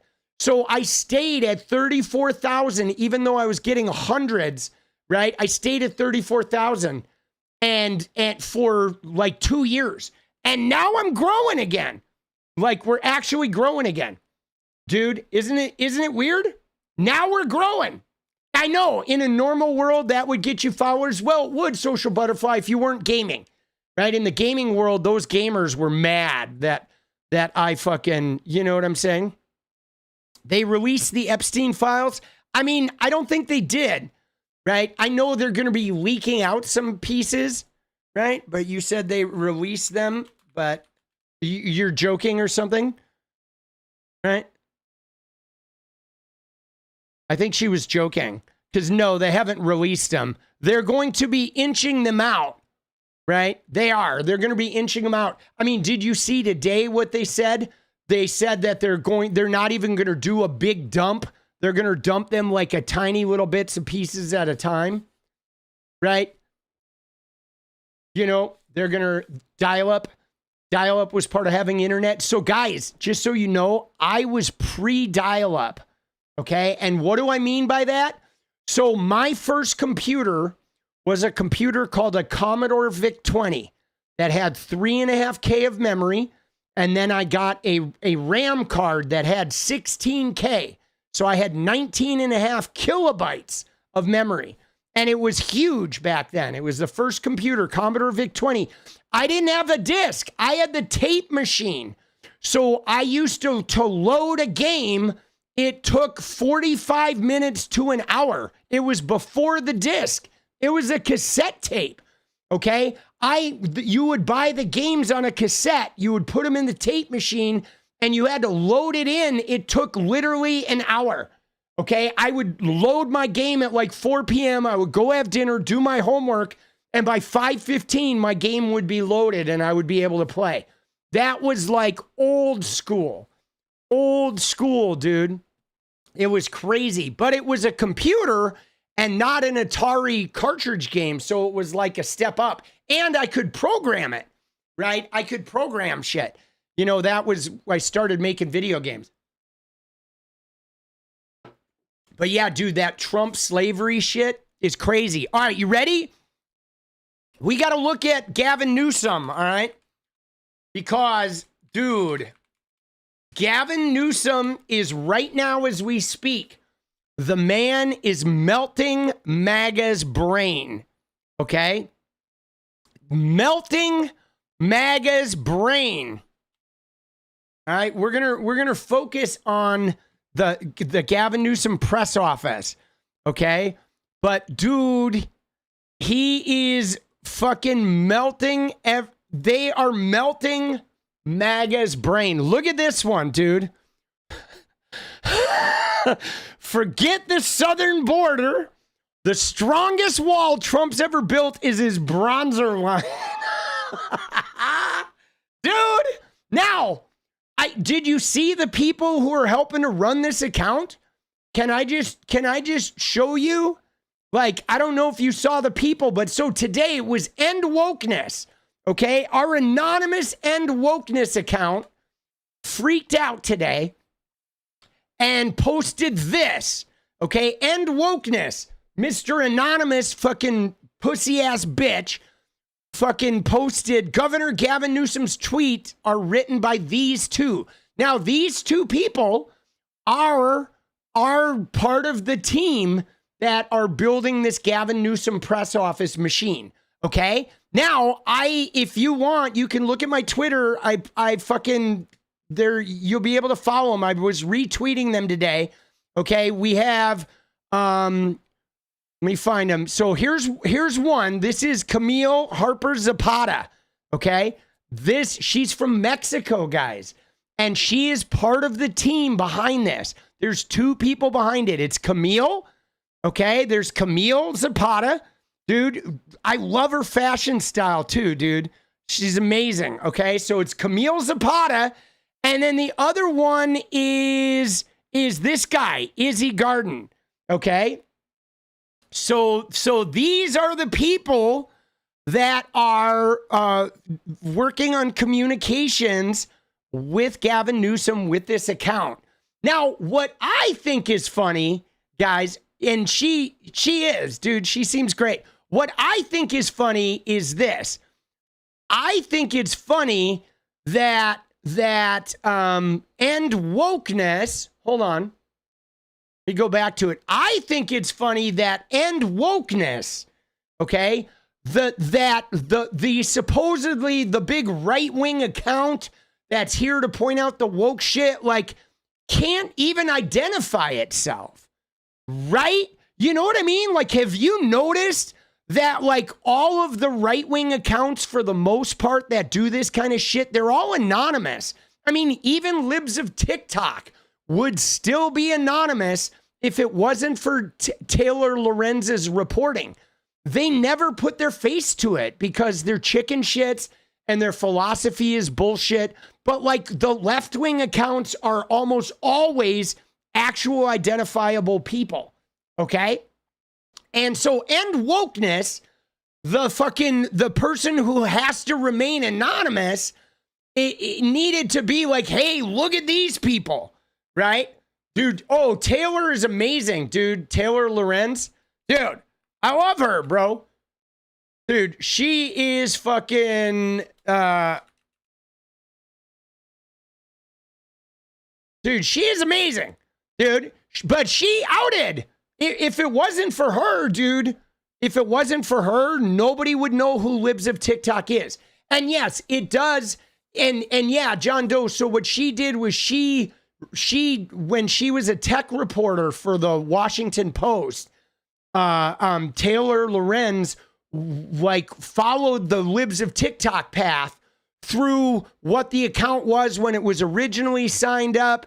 And for a while, it was like Joe Biden's houseplant. And then she tracked that address to a web domain and tracked that web domain eventually to find 𝗙𝗪𝗄𝗽𝗧. She wrote a story about 𝗙𝗪𝗄𝗽𝗧 and outed her, right? This was in, I want to say 2021.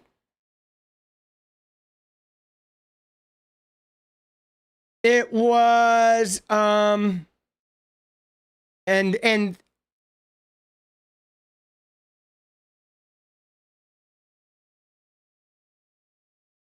I want to find the exact article.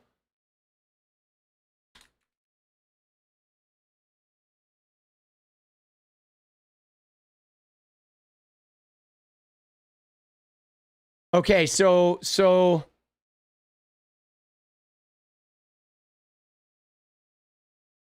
she revealed the identity of her. Let me find the article. Oh, so it was 2022. It was 2022.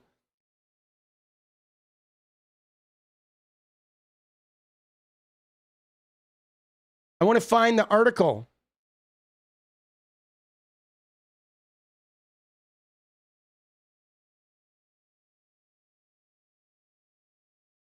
Yeah, here it is. Meet the woman behind libs of TikTok. This was the article, right? April of 2022.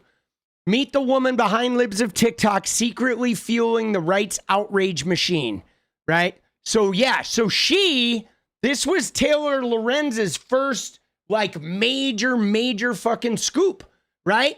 And again, dude, she, like, 𝗙𝗪𝗄𝗽𝗧 called it a doxing. They were so mad, okay? They were so upset because she was trying to remain anonymous.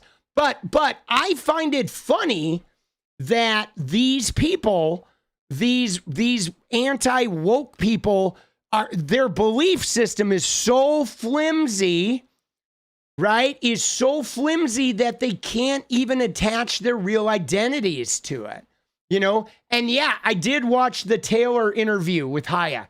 It was really like, it was so disturbing because she admitted how she doesn't know any LGBTQ people. You know what I'm saying? That like, she was so disturbed. Like you could see that like, she's so driven by like this weird, it's like she doesn't even investigate her hatred.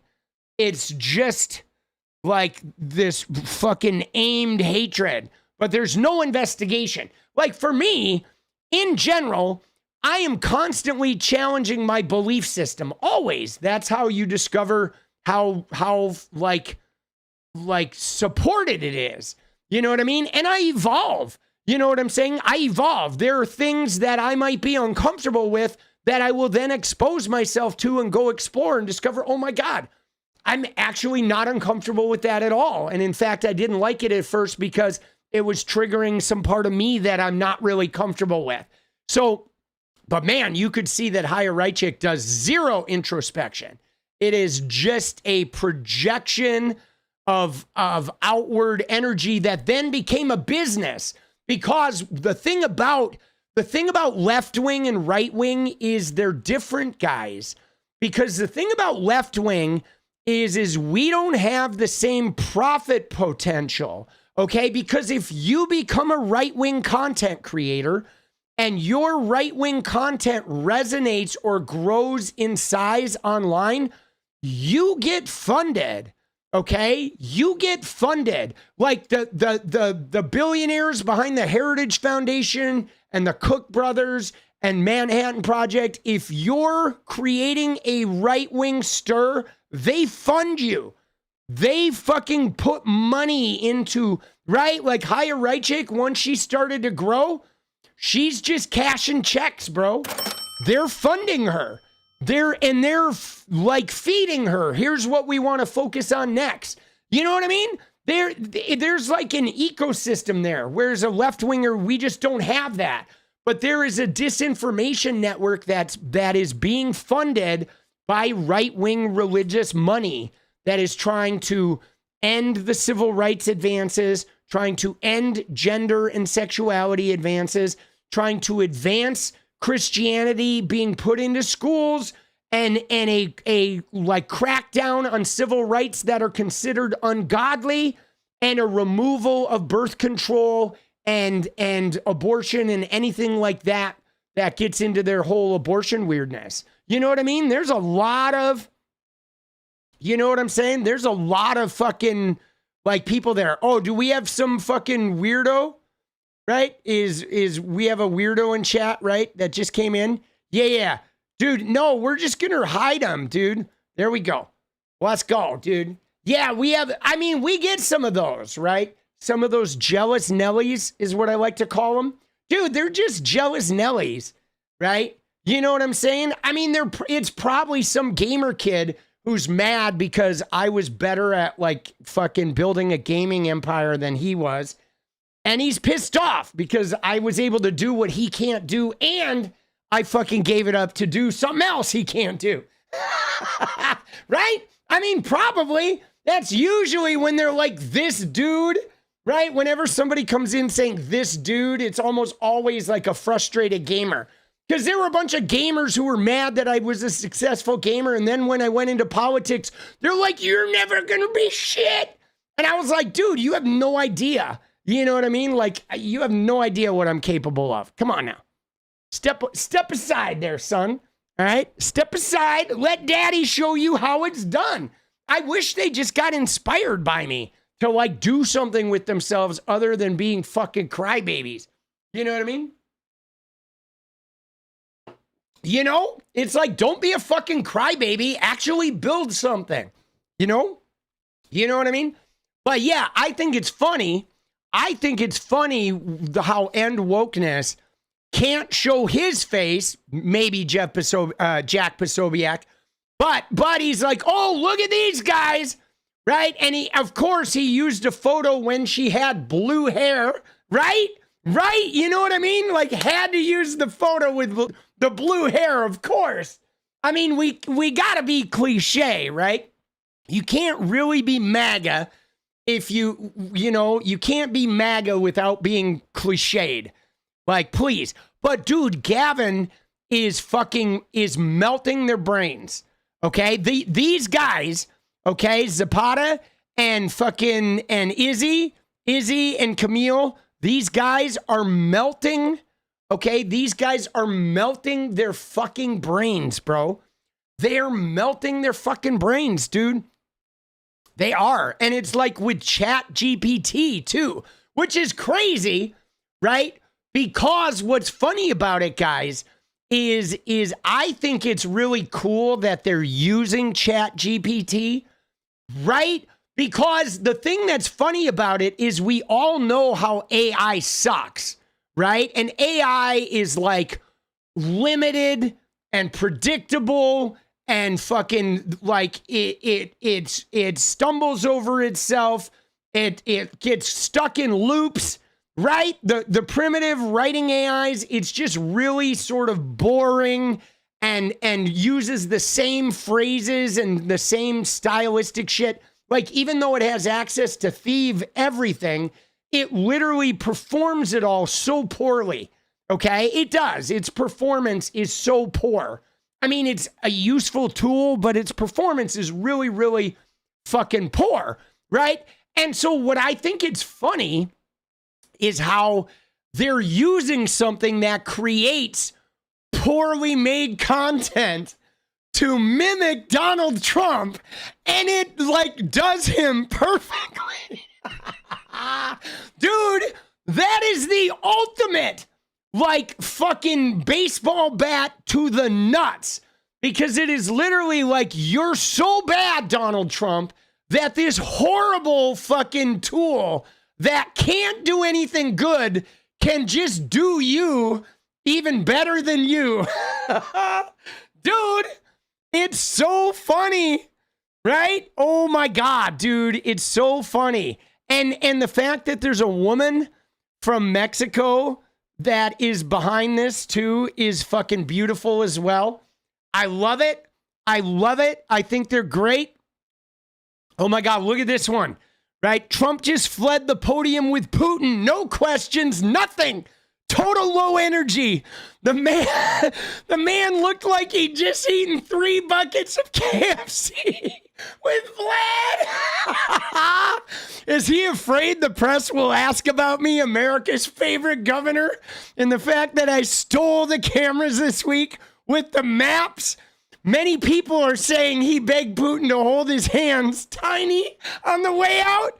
Admit it, Donnie J. You're terrified because this was the worst week of your life because of me, Gavin C. Newsom. The maps will end your presidency, retake Congress for the people, and expose your rigged little game.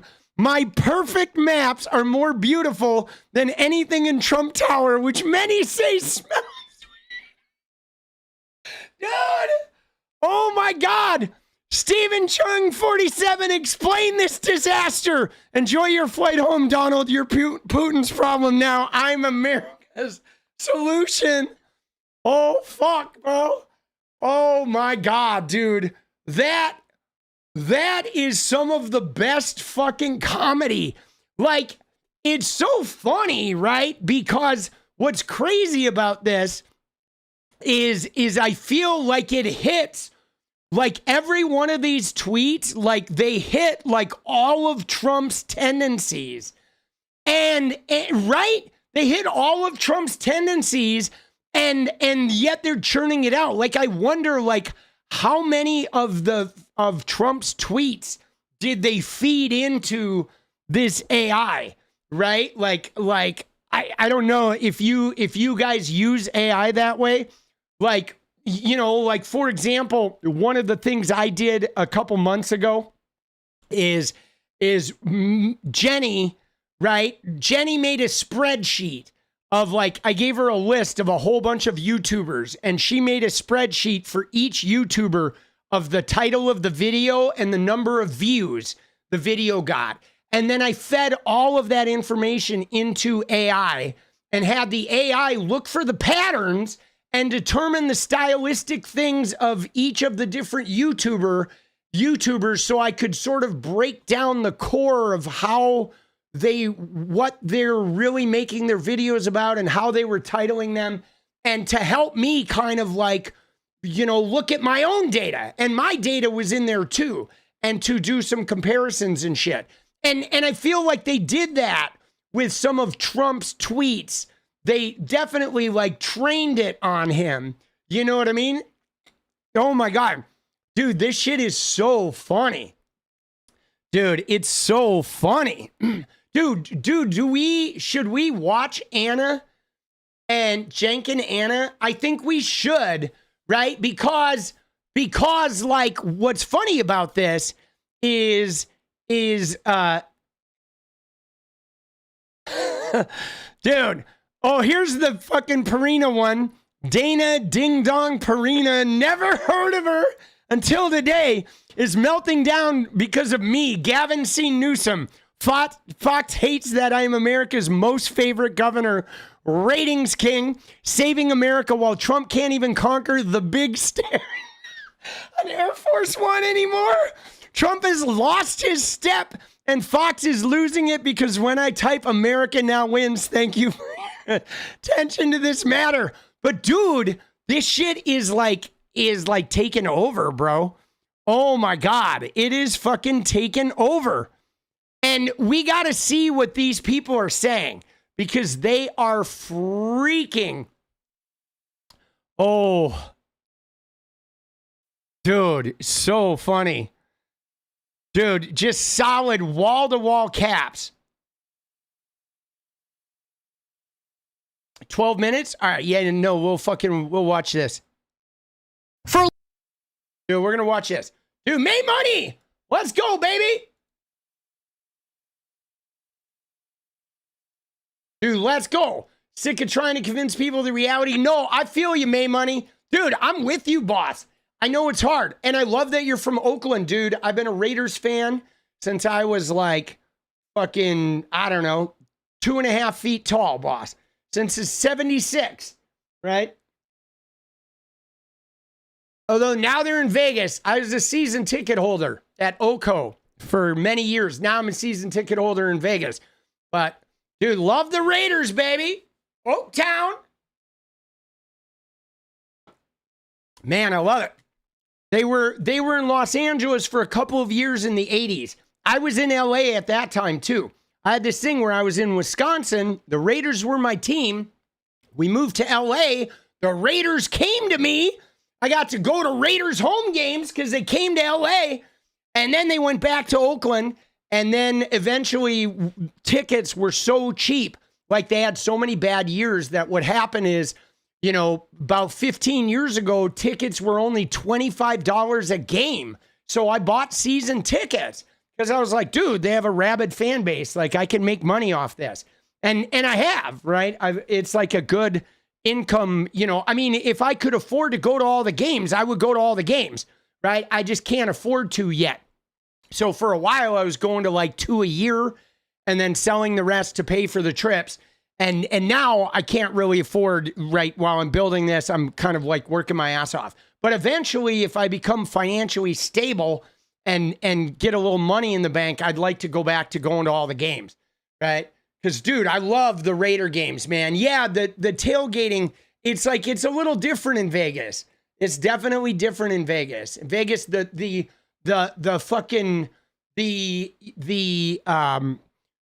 stadium is incredible, bro. But the culture there is different. I mean, it's Vegas, you know? You know, Vegas is Vegas. It just is, you know, is not, it's never going to be that fucking, you know, it's never going to have what Oakland has, you know? You know what I mean? But dude, so look at this shit though. We got to see, let me see. I want to, before we watch this video, I want to see if we can get some reaction, right? I mean, I guess I guess the way we're going to get reaction is we're going to have to like go into the fucking replies, right? I mean, I wish I had saved. I'm going to have to go and do a little research because the way people are freaking out, like I would document it, right? But they are fuming, okay? Did you see this though? Oh my God. Dude, can I just show you? Did you see the tweets today? There were two of them that we should look at before we watch that video. The first tweet was this one, which was choose your fighter. Okay? Look at this shit. Choose your fighter. There's Gavin Newsom in high school. And there's Don Jr. in high school, bro. Dude, what are we looking at, bro? I mean, it explains a lot. When you think about it, it fucking explains a lot of why they're like, they are the way they are. You know what I'm saying? Yeah, why he grew up so fucked up. Because there was nobody in his family who told him like, dude, you probably don't want to go to school with that haircut. Right? There was nobody there to let him know that like, dude, that is like, that's the wrong way to go, bro. Like you are going to be having sex with a fucking avocado if you go to school like that, dude. Like, bro, what are you doing? You know what I mean? And then though, guys, here's where we take it up a notch because it's even worse than this. Because look at this, guys. Look at this. Look at this image. That's the same woman, guys. That is the same woman. This is when she was a left-winger, and this is when she's a right-winger. Look at that shit, guys. Tell me that fucking being MAGA, being a Republican, doesn't, like, fuck you up, bro. I mean, even if you look at, like, the glow in her eyes, like, the spark, the zest, the, like, you know what I mean? It's like one of them is like somebody who looks like she's ready to adventure and explore life. Another one looks like she's going to bite my fucking neck. And I'm going to end up like dragged behind a dumpster and have all the fucking fluid sucked out of my body. It's just, it does, dude. It fucks you up. Yeah, no, Kristi Noem is the same way, dude. She was like soccer mom looking, short hair, big bright eyes. And now she looks like Cruella DeVille with a fucking vibrator permanently jammed up her asshole. Like a non-working vibrator permanently jammed up her asshole. Dude, and what's crazy about this is Kimberly Guilfoyle did this. She went through this conversion to MAGA and she just got outsourced, dude. Don Jr. as a girlfriend. She got sent to fucking Greece. Dude, she got booted. You know what I mean? She got outsourced to Greece, dude. Oh, fuck, bro. Isn't that wild? Dude, that shit is crazy, right? Dude, isn't that wild? I mean, it's really startling when you look at it. You know what I'm saying? It's really startling when you see it. Because we all age, okay? We do. We all age. And of course, you're going to age and aging's going to change you. But there is a completely different energy. Like, I don't know if you guys have ever learned this, but so I used to be a director. I had a couple awards back there on the shelf for directing. I've directed some short form TV shows. There's one on Amazon Prime called Dick Strange. And I did some short films. And I directed a lot of commercials. Those were public service announcements. I used to do a lot of public service announcements for, like, those were for a congressional campaign by a Florida Democratic congressman who was trying to end hitting in schools. And I also did some for the Foundation to End the Hitting of Children in San Francisco, which is about ending spanking nationwide. Okay. And so a lot of my job as a director was like reading people's energy and looking at people and watching them behave and think, can I get them to behave in a certain way? That's a lot of what a director does. And sometimes you're working with really talented actors that just do that shit and you just get out of their way. But sometimes you don't have the budget for like a talented actor. And so what you have to do is you have to use regular people that are just not actors, and you have to sort of coax them into feeling things in front of the camera.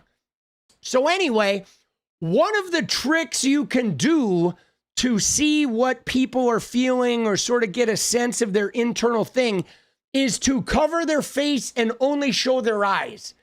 And like when you do that in a situation like this, like if you take all of Kim G's fucking photos, right, when she was dating fucking Gavin Newsom, and you cover her face and just look at her eyes, and you do that with Kim G since she was dating Don and became a MAGA, if you look at those two, you will see like, wow, dude, like something, it's like, it's not even about the age, it's like the energy in them. You can see them that like, wow, there's something really bad happened, right? There's like a trauma or something that is like, ooh, you can see it, right? You can see it in the eyes, the spark that disappears. Like you see it a lot of times when people get jacked up, if they get strung out on like heroin or crack cocaine, it does it. You know what I mean? And there's the eyes are like the window to the soul, man. And there's something about them that is like, wow, dude. You know what I mean? That like, wow. That shit is fucking brutal. But look at this shit. You ready? Here we go. Watch this. This woman is freaking out. And that was my point, is that if you're doing this and it's not authentic and you're trying to do somebody else who you say is Hitler and you think that we don't get the joke, oh no, we get the joke. It's just not funny. And that was my point. Dude, she's like, oh, we get the joke. It's just not funny. You see what I did? I did the wint up here. And another thing, I'm not mad. Please don't put in the newspaper that I got mad. Dude, they're so mad. Bro, they are so fucking mad. They are perturbed. And again, though, I'm telling you guys, again, the thing about it is it has to do with fucking Donald Trump, right? He's going to have to change. He's going to have to modify a little bit, guys. He can't just be straight Trumpy now, because if he is, he's going to be like emulating Gavin Newsom, okay? And you know, the other thing that's crazy about this, guys, is you know that they love ratios. I don't know if you know this. I don't really care about ratios, but like, man, MAGA, when they ratio somebody, they feel like they have fucking taken power over you. And dude, Gavin Newsom's press office tweets are ratioing all of them. Okay? They are ratioing them, and then they're posting it too, right? They're like, they post the ratios, which is like putting it in their fucking, in their face, which is amazing. When they ratio them and put it in their face, like, let me find some of those, because they get so torqued by this. All right, let me find, oh,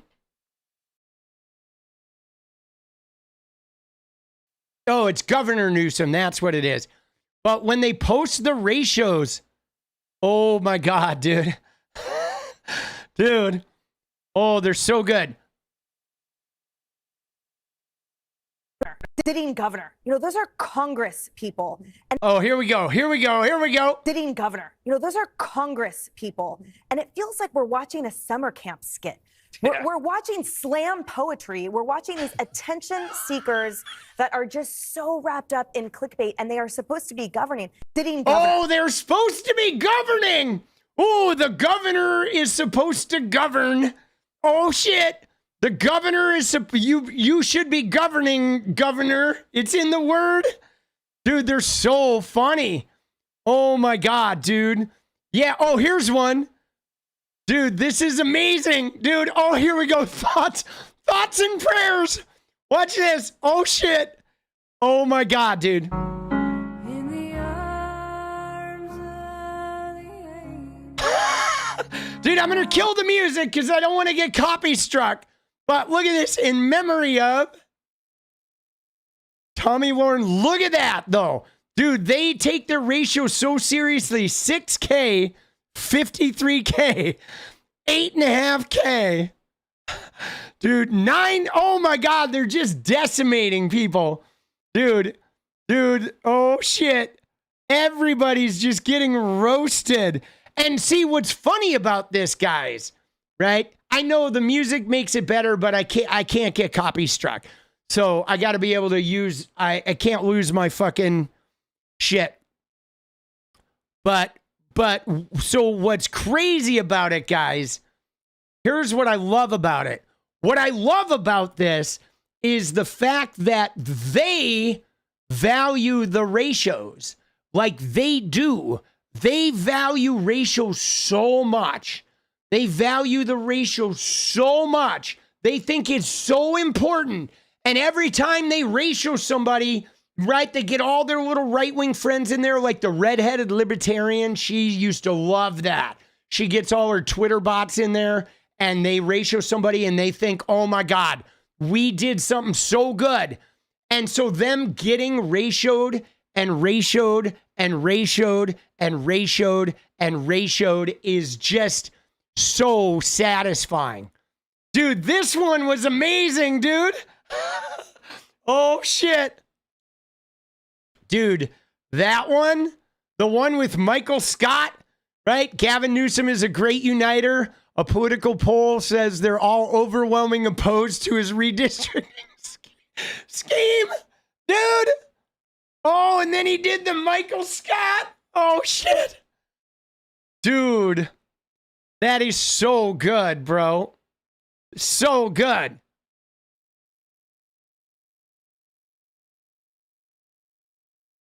It's just so fucking good, dude. Time for a weather alert. Snowflake. Oh my God, dude. Tomi Lahren got fucking savaged, bro. The saddest thing about this is Gavin and his team of beta males who sit down to pee actually think they're trolling the president and actually think this is making Gavin look like a badass. You gotta feel for those California boys. I don't know if it's the weed or the gender neutral bathrooms. Dude, Tomi Lahren's got a gender neutral bathroom at her house, dude. She's probably got a couple of them, bro. But something is wrong over there. And he says Tommy's account is basically Yelp for toilets now. Dude. Oh my God. Dude. Tommy's account is basically Yelp for toilets. Like the gender neutral bathrooms. Oh, fuck. Dude, they're so good. They are so good, bro. I want to be that good at Twitter, boss. They are like so good. Seriously. Dude. Yeah, I know that the whole gender neutral bathroom thing is so dumb because it's like, really? Like literally every one of us has a gender neutral bathroom. Every single house in America, every apartment has a goddamn gender neutral bathroom. And yet they act like gender neutral bathrooms. Like, what is wrong with them? You know what I'm saying? Basically Yelp for toilets now. Oh my God. Oh, here we go. Here we go. Here's Dana Ding Dong Perino. You ready? Dude, hold the phones, guys. We got Dana Ding Dong Perino is in the house, right? Dude, she looks... It's weird, dude. She looks like if Laura Ingraham and Laura Loomer ran real fast and like smashed into each other. Doesn't that look like it could be Dana Ding Dong Perino? Right? if it doesn't it look like a little bit like Laura Ingraham and Laura Loomer just ran like this, dude? Like, I just went face to face, bro. Dude. Oh, shit. All right, you ready? Here we go. Let's see what she says. The thing is, or the debate. The other thing for me is that for the last week, Gavin Newsom, and why am I giving him advice? You have to stop it with the Twitter thing. I don't know where his wife is. If I were his wife, I would say, "What? You are making a fool of yourself. Stop it. Do not let your staff tweet. And if you're doing it yourself, put the phone away and start over. And if you really, he's got a big job as governor of California, but if he wants an even bigger job, he has to be a little bit more serious." Dude, how do they say this? Like, how do they say that with a straight face? You know what I'm saying? Like, the president literally tweets 𝗏𝗡𝗡𝗡. You know what I mean? You know what I'm saying? Like, right? Like, how do they fucking say that to Gavin Newsom when, of course, Gavin knows?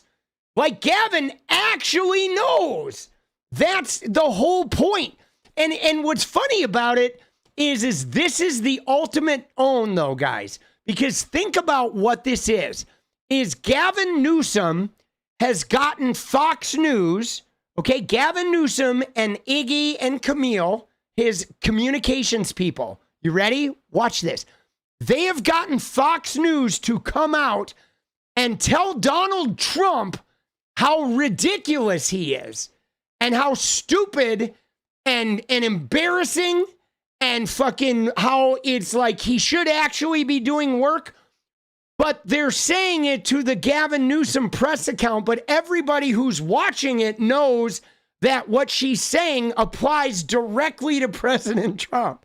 They're literally telling President Trump how stupid and childish and embarrassing and ridiculous and fucking like beneath the office he is and how deeply unserious and unqualified he is. And they don't even realize that they are like getting punked beyond the tweets, like literally, you know, I mean, I could probably make a cut of like Donald Trump's tweets and then cut her right there talking to, doesn't he have something better to do? He's got a big job, right? You could literally make the cut. It is, yes, it is like a Trojan horse. It's so funny. And they don't even realize. They're like so clueless. They're just like, yeah, this shit is ridiculous. This shit is redonkulous and stupid and immature. And like, who would even behave like this? It's fucking beautiful. All right, you ready? Let's watch Anna and Cenk. Because we know, if there's one thing we know, guys, one thing at least I know, I don't know about you, but one thing that I know, guys, is I know that Anna 𝗙ecie𝗶𝗹𝗀 has a soft spot for Gavin Newsom. She does. She, like Gavin Newsom, is like Anna 𝗙ecie𝗶𝗃's shining star, okay? She loves him. She appreciates him. She wants to vote for him. Kidding? Dude, she hates him so much. I don't even know why she hates him so much. I mean, I don't get it. I don't know if she like wanted him at some point or what's going on. I know that obviously 𝗪𝗪, I know for him, Gavin's a soft spot, like a sore spot. Because remember way back when 𝗪𝗪 was like, you know, 𝗪𝗪 was lamenting in Miami, nobody will fuck me. That was 𝗪𝗪's, oh, nobody wants to fuck a stubby little guy. Oh, right? Nobody wanted to have sex with 𝗪𝗪. And he was so fucking upset, right? But like, there's a lot of women who want to have sex with Gavin Newsom. And so 𝗪𝗪 has a little sore spot because, you know, Gavin Newsom obviously can win an election. Cenk Uygur cannot. Gavin Newsom can get laid. Cenk Uygur cannot. Gavin Newsom can climb onto a chair without help. If we look at Cenk Uygur back on fucking, we have the clip. Hold on, I know Natalie put it in Discord. I'm going to grab it. Cenk Uygur trying to get on a chair on Dr. Phil's show was very challenging. Let me find you that clip. Dude, Cenk Uygur is Cenk Uygur. That's what 𝗙𝗏𝗟𝗏, he went on a debate with that Jewish pro-Israel woman who's doesn't like Shanky, and she called him Cenk Uygur. And ever since then, I've called him Cenk Uygur because it just feels like him. So Cenk Uygur is Cenk Uygur. But here, watch this clip. So far as they're going. Watch Cenk. A little bit less, but a lot of people overall seem to like it, at least in this crowd. So for me, I think... What does that mean? What do you mean? At least in this crowd. Yeah, well, I mean... Oh, dude, it's fucking glitches right there. A little bit less, but a lot of people overall seem to like it, at least in this crowd. So for me, I think... What does that mean? What do you mean? At least in this crowd. Yeah, well, I mean... Oh, dude, there's a glitch right there, dude. But it took him like 3 or 4 tries to get up on the chair, right? He couldn't get on the chair, dude. He was like having a real struggle. I wish it didn't glitch right there, but it's so funny. Dude, he couldn't fucking get on the chair. Yeah, big chair, small guy, right? Cenk Uygur. It's not that he can't fit on it, Bo. He can fit on it. It's just... it's like the chair is kind of high and he's got small legs. And so him getting up onto the high chair with small legs without like a stool was a little bit challenging for him. So he doesn't like Gavin Newsom because Gavin Newsom can get on a chair without difficulty. All right, you ready? Here we go. Let's see what they say. For a little over a week now, California Governor Gavin Newsom has been posting in the style of President Donald Trump. And he's getting a lot of admiration for it. Yeah, so, he is. He's basically engaging in this trolling campaign, and he's been very successful with it on X. Dude, did you see? Did you see her die a little bit inside when she said he's getting a lot of admiration for it?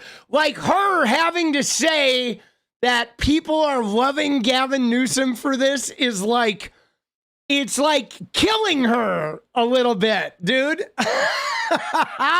Dude, it feels almost like somebody's got a gun to the back of her head. You know what I mean? She is like gonna be physically ill. Many of those posts have actually racked up tens of thousands of likes. And look, it does play well in the paradigm of left versus right. When you see politics as team sports and nothing more than tribal politics. Oh, nothing more than tribal politics. Like, you know, like if you're on the left, say calling a section of your party or your side the radical left, that's not tribal politics, right? When Anna and Cenk use the phrase radical left, that's not being tribal, right? That's not being tribal. I know, look at her, dude. Dude, we got to save that one. I can't tell if that is guys, is that 𝗙𝗏𝗏 or is that fucking, dude, what's the fucking Catch Me Outside? How about that girl? The rapper, Danielle Bregoli. What's her rap name? I can't remember her rap name. Bregoli. You know who I'm talking about, right? Catch Me Outside. How about that? Right? Dude, what's her name? Fucking Bad Baby. Yeah, dude, doesn't she looks like Bad Baby? Dude, this is her Bad Baby impression, dude. Like, oh shit. Bro, she just fucking ate like 15 edibles and ran a train. Oh shit, bro. Oh fuck. I'm gonna call that one Anna Train, bro. Oh, that's funny. Dude, Brigoli. That's all right. All right, here we go. You want your side to own the other side, troll the other side, to own the libs, to own the right. That's what this feeds into. It has nothing to do with substance. It has nothing to do with how much of a circus California has been under the leadership of Gavin Newsom. It has everything to do with getting brownie points for trolling the other side. So with that in mind, he wrote the following recently. So Governor Newsom press office on X, that's the account that we're talking about, began posting in the same type of tone that you would expect from Donald Trump, all caps, you get the picture, let's take a look. Again, this is all caps. Donald Trump, if you do not stand down, we will. Hey guys, again, this is all caps, all right? This thing that we're looking at on the screen, in case you were wondering, it's all caps, okay? You straight on that? You would expect from Donald Trump, all caps, you get the picture, let's take a look. Again, this is all caps. Donald Trump, if you do not stand down, we will be forced to lead an effort to redraw the maps in California to offset the rigging of maps in red states. So obviously this has to do with the redistricting attempts in Texas, which will probably go through. But if the other states call off their redistricting efforts, we will do the same. Thank you for your attention to this matter with an exclamation mark. See, that is just it. Like Natalie, you're right. There is a substance to like the Gavin Newsom tweets. There is. And I think what's interesting about it is there's actually more substance to Gavin Newsom's tweets, the fake ones, than there is to Trump's tweets. Like Trump's tweet today about wokeness, showing how bad slavery is and how we need to commandeer the museums like they did the colleges.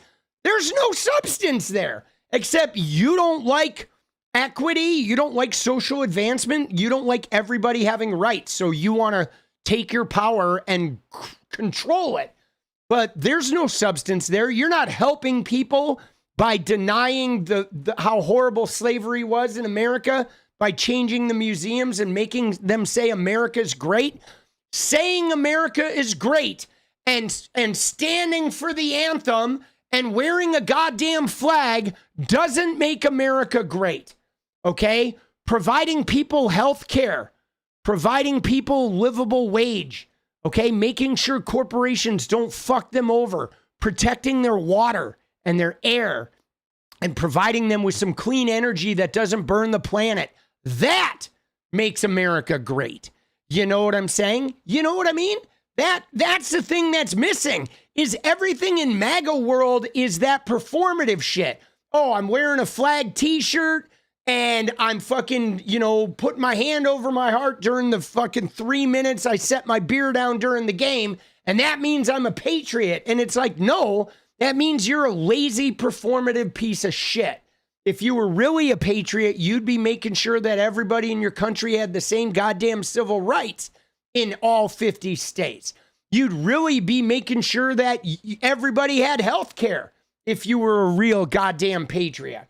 And yeah, she does, dude. She's so sad to have to report this, man. Okay, so he's, making fun of Trump when he posts in all caps. As you can see, that got 96,000 likes. All right. Dude, look at that. As you can see, that got 96,000 likes. She is. You know why? Because she's watching Gavin Newsom become like electable in real time, guys, because Gavin Newsom becoming president is like Anna's biggest. That would be like Hassan Piker becoming president, guys. That would be the ultimate. Anna's career is worthless and her entire life has been for nothing.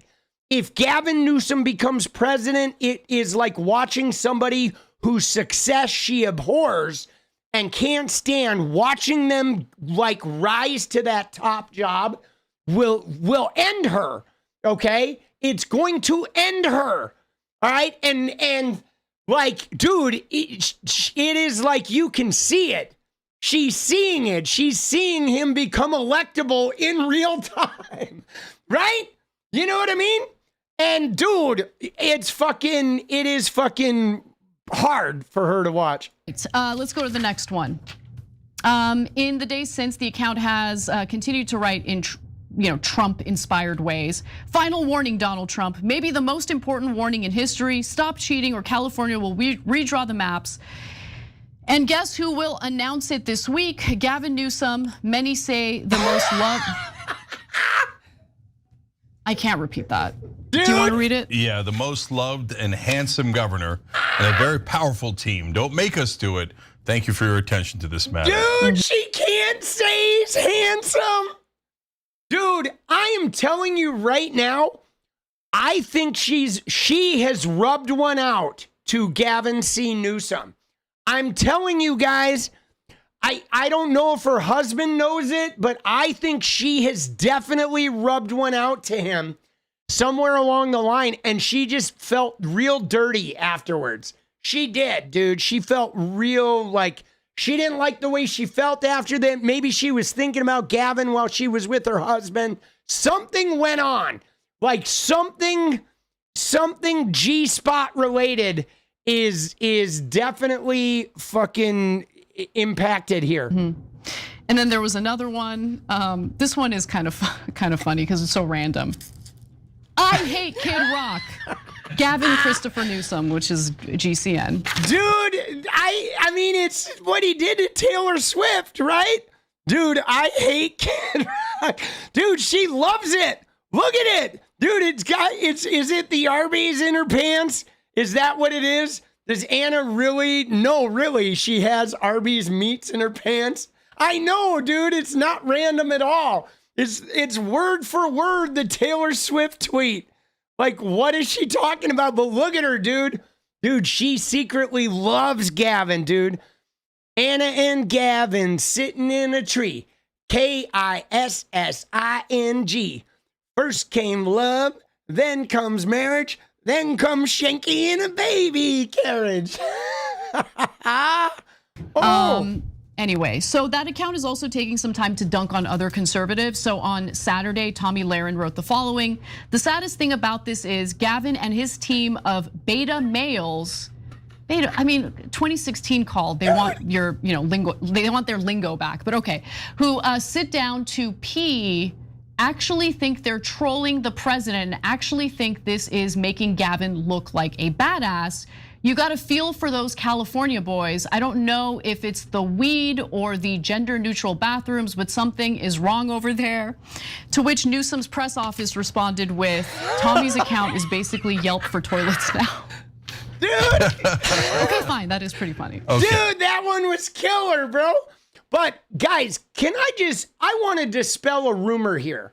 Okay, with this whole, I know this is a right-wing thing about guys who, you don't stand up to pee, but, dudes, sitting down to pee is amazing, bro. I can read a book. I can't tweet well if I'm standing up to pee because I need one arm on the equipment. So if I'm on Twitter, or if I'm on Instagram, if I'm scrolling TikTok, if I'm reading a book, and I fucking have to go pee, of course you're going to sit and pee. It's so much more comfortable. It's so much more fucking relaxing. Everything about it. You don't piss on the wall. You don't piss on the floor, right? So you know what it's like with guys. You stand up there and you pee, and sometimes it just goes at an angle, bro. Because it's fucking dumb. I don't know, because penises have weird fucking skin flaps. Sometimes I pee and it's aimed right and it just goes right on the wall. Dude, who the fuck needs to, if you don't want to piss on all your furniture and your floor and your wall, you fucking sit down, bro. It's worlds better. Anybody who insults me for sitting down while I pee is you're just an idiot. You're not doing it right. If you're still standing to pee, you are not doing it right. Okay? The only time you stand to pee is if you're in a hurry, you're doing it real fast, or you're out in a fucking urinal land. You know what I mean? Come on, man.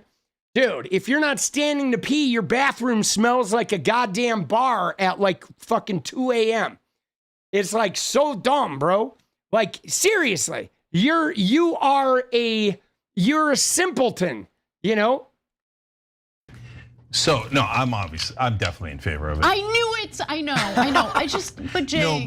No. If this was happening, if this was coupled with a politician of substance who really is killing it.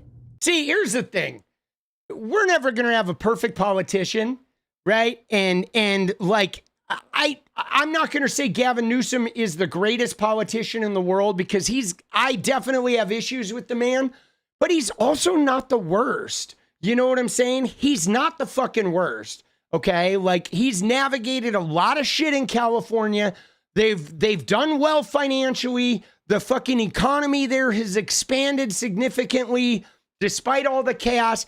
He's been decent on human rights, not perfect, and I definitely have issues, but he is not the worst fucking politician. He's not like a Tate Reeves in fucking Mississippi or a governor like fucking Jim Justice in West Virginia who's literally like sitting in a wagon and having people drag him around while he fucking spouts coal dust out into the atmosphere. You know what I mean? Or like a Rick Scott senator down in Florida who's bilking, you know, the Medicare system like Tommy Tuberville. Yeah, you know what I mean? Like, my God, there's so many fucking politicians like on the right side that are just disasters that ruin their fucking states. You know what I mean? And like, so, you know, and yes, Reginald, I like what you say right there too, is he is definitely meeting the moment now. That's a good point, man. That's a good point. He's meeting the moment now. And that's important. We've been wanting people to meet the moment. We have. And he's definitely doing that, dude. He's definitely doing that. With his leadership, okay, I'm totally in favor of it. But what this does is it masks his failures. You know? Mm-hmm. I'm worried about, like, yeah. I just want someone that I can back, someone I can support, someone who actually wants to change things for the better in this country. And Gavin, yeah, but have we ever seen 𝗙𝗪𝗏 support anyone? Like, who does 𝗙𝗪𝗏 support? Guys, I can't really think of anybody that she supports. You know what I mean? I'm hard pressed. I guess Bernie, maybe, right? Who does she really support? I never see her like jazzed about a fucking, you know what I'm saying? I never see her jazzed about somebody. Obama? No, she didn't like Obama. Dude, Obama's too black, dude. Are you kidding me? Dude, she doesn't like black people, right? Dude, she had complaints about Bernie. See, that's just it. I don't think I've seen Anna excited about a politician, which is like crazy. Like the last politician I think I saw her excited about, yes, was Tucker Carlson. That's it. That's the only guy I have seen her excited about in the last 5 years is literally Tucker Carlson. Yeah, I know Cenk likes Ro Khanna, and Cenk also likes Jon Stewart. Okay, so Cenk has two. He's got Ro Khanna and Jon Stewart, and I feel like maybe Greg 𝗙𝗪𝗏, right? 𝗙𝗪𝗏 is like maybe a little bit, right? There's been a little bit of excitement. But other than those guys, the only person I've seen Anna get jazzed about is Tucker, bro. Dude, what do you mean I have no neck? Be nice to me. Give me some of that chapter money. Dude, look at this. Right now, this is Anna with Tucker Carlson face, bro. Look at that. There we go. We got to grab that one. Dude, Anna loves Tucker.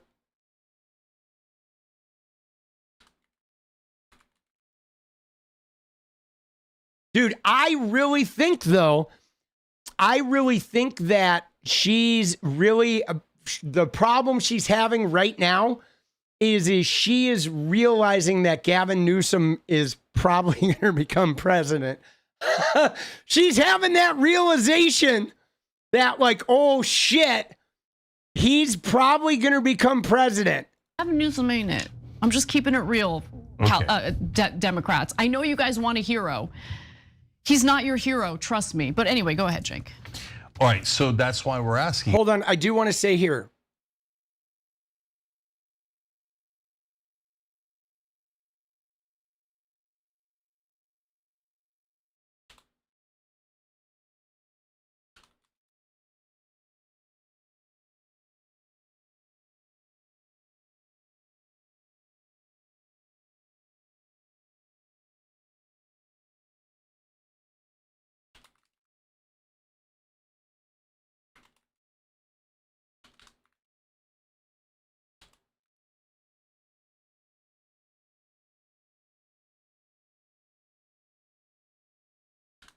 Tweet face.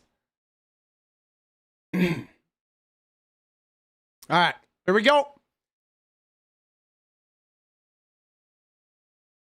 Yeah, no. Well, dude, I was going to say the only other person I remember her being excited about as a politician other than Tucker Carlson was the billionaire land developer, the guy who was running for mayor. What was his name? Rick Caruso? Was it Caruso? She seemed kind of excited about him, about that billionaire land developer, right? Yeah, dude. What the fuck, bro? Rick Caruso and Tucker Carlson do not a progressive make. On TYT.com, would you support Gavin Newsom for Democratic nominee for president? Yes, I like that he's fighting for us. I love this audience so much. I love you guys. B, and no, I think he's a phony. C, no establishment Democrat is a guarantee. Yeah, but look at this. Guys, we got to take a moment to unpack their poll. Okay, because look at her. She said, oh, I love this audience, is what Anna said. But guys, look at the poll. Would you support Gavin Newsom as the Democratic nominee? And it's a resounding winner of no. An establishment Democrat is a guaranteed loss. But look at the poll. It's only 11 votes, guys. 11 said no. 3 said no, I think he's a phony, and 1 said yes. It's 15. 15 votes, guys. Dude, that's their big poll. 15 votes. Dude, look at TYT. Hold on. This is a tweet right here, guys. Hold on, we got to save this.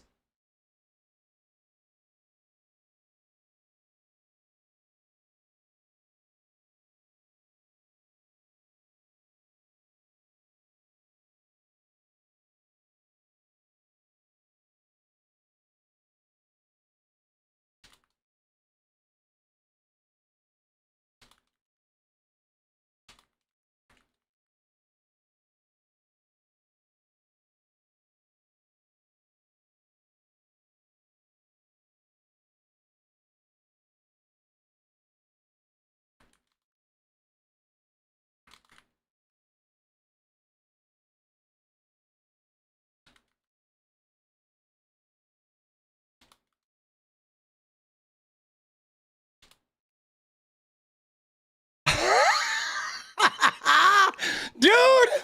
Oh shit, bro! That is fucking brilliant. Oh my God, dude. That is a solid fucking tweet, dude. There we go. I'm going to put a link to that one in chat.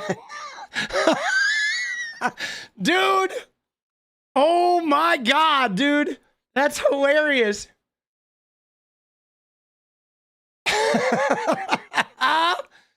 Dude! Isn't that fucking hilarious?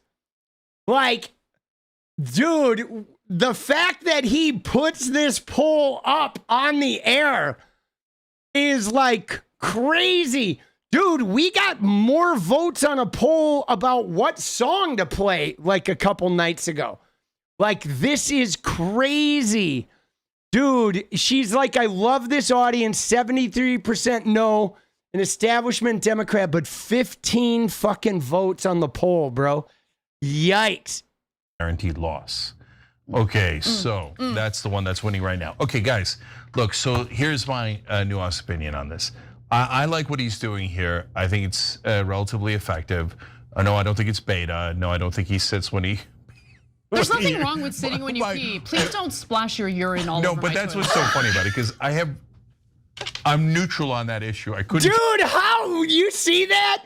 Did you see how Cenk Uygur, how he was so uncomfortable about the sitting to pee, but then Anna kind of gave him an in and said, yeah, I like it when guys sit to pee. So he's like, oh, now I'm sort of neutral. What a funny exchange, guys. Dude, they have, oh, look at that one. Oh shit, dude, we are like, dude, I'm gonna be making thumbnails for a fucking year with this night, dude.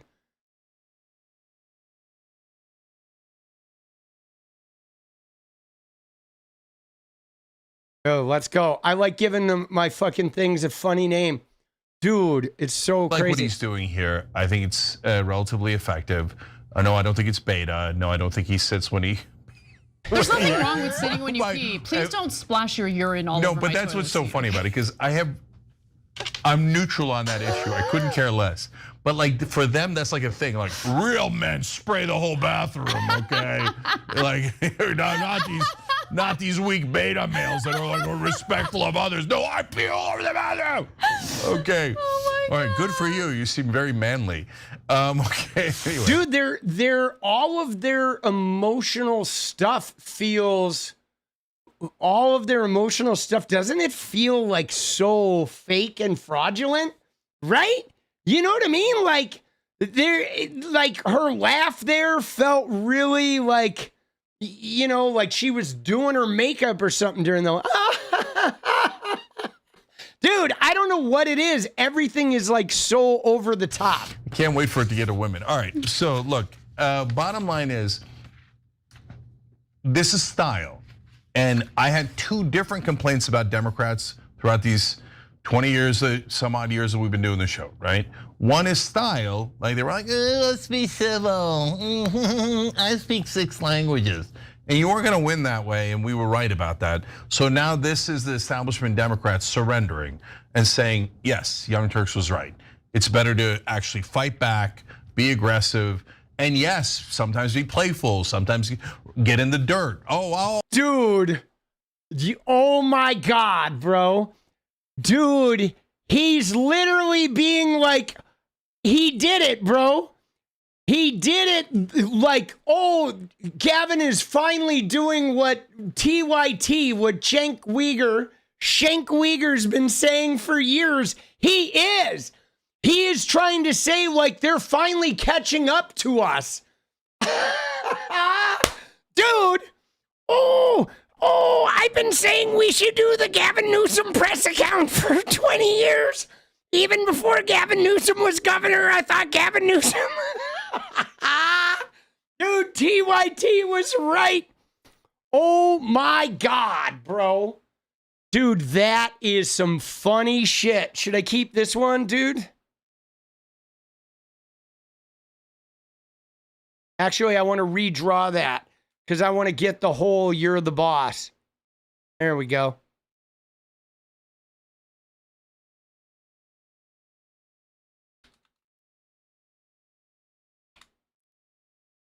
Dude, yeah. Somehow he turned it into, oh yes, I'm right.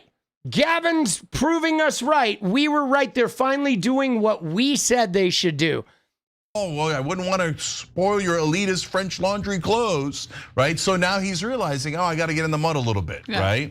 So great. Dude, Gavin has always gotten in the mud.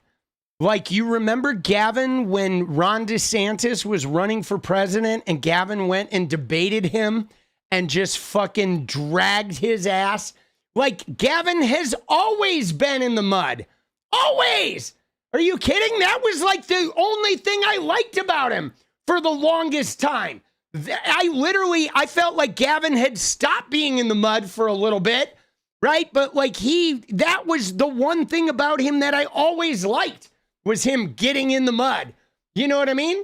Like, come on, man. What are we talking about? Get that. Now, the second part's even more important, substance, right? Yes, yes. So now that's where I believe that Gavin Newsom is just, you know, as I told you guys after the election, they're gonna take all these corporate robots in for, to clean up, right? A refresher.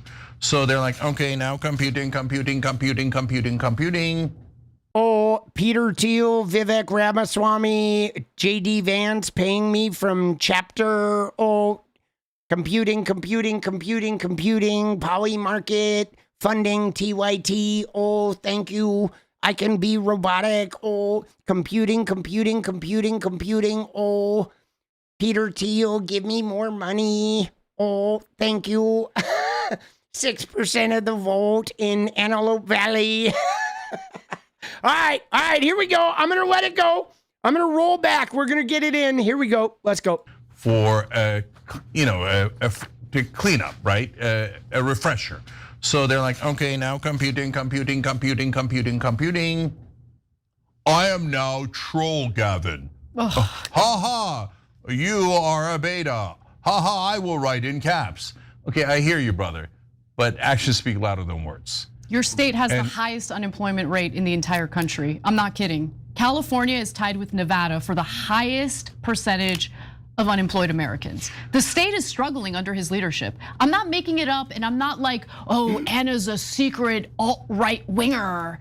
Now, I'm not going to defend. I don't know what's going on with unemployment in California, but I will say this.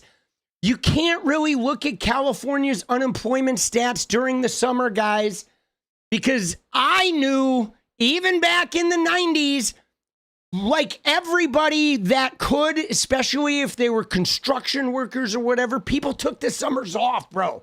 Like people literally would work hard all year, even sometimes waiters, and quit their fucking job, and they would surf and fuck around all summer, and then they would go back to work in like October. You know what I'm saying? So I don't really know. I mean, if we want to look at their year over year, but I would not look at California's fucking summer unemployment rate and I would chalk that up to fucking summertime rolls, baby. I mean, that's what a lot of us used to do, man. You know what I'm saying? And yeah, the ICE raids definitely had a problem with that too. Right? I mean, people aren't fucking going, right? If you're brown, you're worried about even looking for work now in California. Like, hello, right? You know what I'm saying? Like, if you're brown in California, even if you are legal, you are worried about getting picked up. All the brown people in California that are citizens are afraid to go look for work right now because they're afraid to get kidnapped off the fucking streets, bro. I can't clip anymore, though. We gotta move. And she's actually, nefariously against the Democrats. No. I live in California. I have experienced his terrible leadership. And by the way, the liberal patriot, I think it's liberal patriot. I should know. Yeah, the liberal patriot, who I'm a paid subscriber to, because I actually really appreciate his nuanced takes. He wrote a piece recently that I thought was fantastic. Democrats can do better than Gavin Newsom, and he explains why. Okay, dude's a liberal patriot. You know that is, I know it sounds horrible. It sounds like a fucking right-wing clown account that's trying to pretend like they're liberal. So actually, 𝗙𝗡𝗆𝗆 is the individual who wrote this piece. Democrats would do well not to allow their anger at Trump to get the better of them, to not simply back a candidate. Yeah, take the high road. Fuck you, 𝗙𝗆𝗆𝗆. Many of his own vulnerabilities just because he is willing to throw punches at Republicans. A polling tracker from Decision Desk HQ showed his national favorability deeply underwater at the end of the year. Fully 49.2% of Americans viewed him unfavorably against just 27% who viewed him favorably. And by the way, these people are accurate, okay? Yeah, the liberal patriot is accurate. It wasn't long ago that he was struggling at home as well, back in June, without Trump serving as a clear foil for him. A poll from 𝗙𝗎𝗋 put Newsom's approval rating at only 38%. Moreover, okay, 54% of Californians in that survey, including a sizable majority of independents and even a small plurality of Democrats, believe Newsom was more focused on his presidential ambitions than on fixing the state. Because, well, dude, he's like in the 8th year of being a governor, man. Of course he's focused on his presidential ambitions. Of course he is, right? It's just demonstrably true that that's been the case. So look, I get it. Like, Democratic voters desperately want a leader to the opposition to Donald Trump. I totally get that. I get that urge. At the same time, we need to tread carefully, because if there's this effort to uplift a guy who's been a complete and utter failure in the state of California, he is very vulnerable, by the way. He is a target-rich environment. The trolling is fun, but how about opt for someone who has substance, ideas, and can also do the trolling on top of it? Yeah, so look, let me address the substance a little bit and then get back to Gavin as a candidate. So number one, we spent $24 billion on addressing homelessness in California, and homelessness went up 53%. So, I mean, and when you ask him where's the money, he's like, it's an offensive question. Unaccounted for. No, not offensive. We need to know what you spent the money on because it obviously didn't work.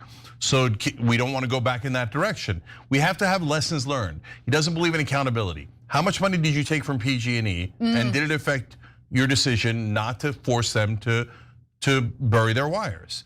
That is the #1 cause of wildfires in California. Yeah. So these are real things, guys. And so we're not picking on Gavin Newsom randomly. What we have seen throughout his career is he works for the donor class, right?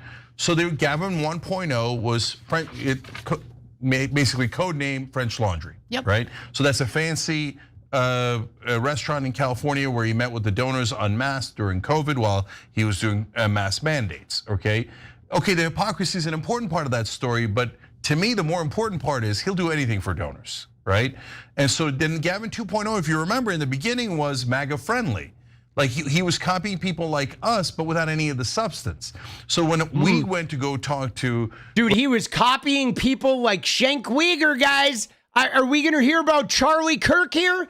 Cenk's gonna say, I went on AmFest, talked to Charlie Kirk, and then Gavin had Charlie Kirk on his podcast. He was just mimicking Cenk Uygur's brilliance. Whether it was Charlie Kirk or Patrick Bet-David or Tim Pool or eventually Tucker Carlson, Glenn Beck, etc. What we did was we tried to find common ground on the left-wing issues. Didn't see that coming. Exactly. Right, anti-war, anti-corruption, etc. So we fight on the things we don't agree on, but if you're coming in our direction, as Marjorie Taylor Greene, for example, did, and Tucker Carlson did on the issue of Israel, right? Then great, we're happy, Epstein files, etc. You come in our direction, we're very happy, right? But Gavin says he was just like computing. He's like, Steve Bannon, let us have a friendly dialogue. I will not challenge you on anything. But brother, no, you're not getting it. So then they took him back to the shop. No, dude. Cenk Uygur is now trying to rewrite history that he went and challenged Charlie Kirk and Marjorie Taylor Greene and Tucker Carlson. Dude, they gave Tucker Carlson so much knob polishing. I've never even seen it, bro. I have never seen anyone get a knob polish like Tucker did. Like, what are they talking about? They offered no challenge to anyone. Like, you know what I mean? Like, I mean, you know, I'm not going to praise Gavin with his thing, but I did make a video about the Charlie Kirk thing, and a lot of the Charlie Kirk thing, Gavin was buttering him up so Charlie would start admitting some of their techniques and the shit that they did. And he was like flattering him in order for Charlie to get all bubbly and open up. So then Charlie had to go apologize to his audience because Charlie Kirk then was like making videos like saying, well, I was caught a little off guard because I didn't want to get right in his face, right? Like Charlie Kirk is so territorial and in your face. And then afterwards he had to go on like with his tail between his legs with his audience, because he was like, yeah, Gavin was being really weird and I didn't know how to respond to it. And he wasn't making those videos after he fucking spoke with Cenk Uygur.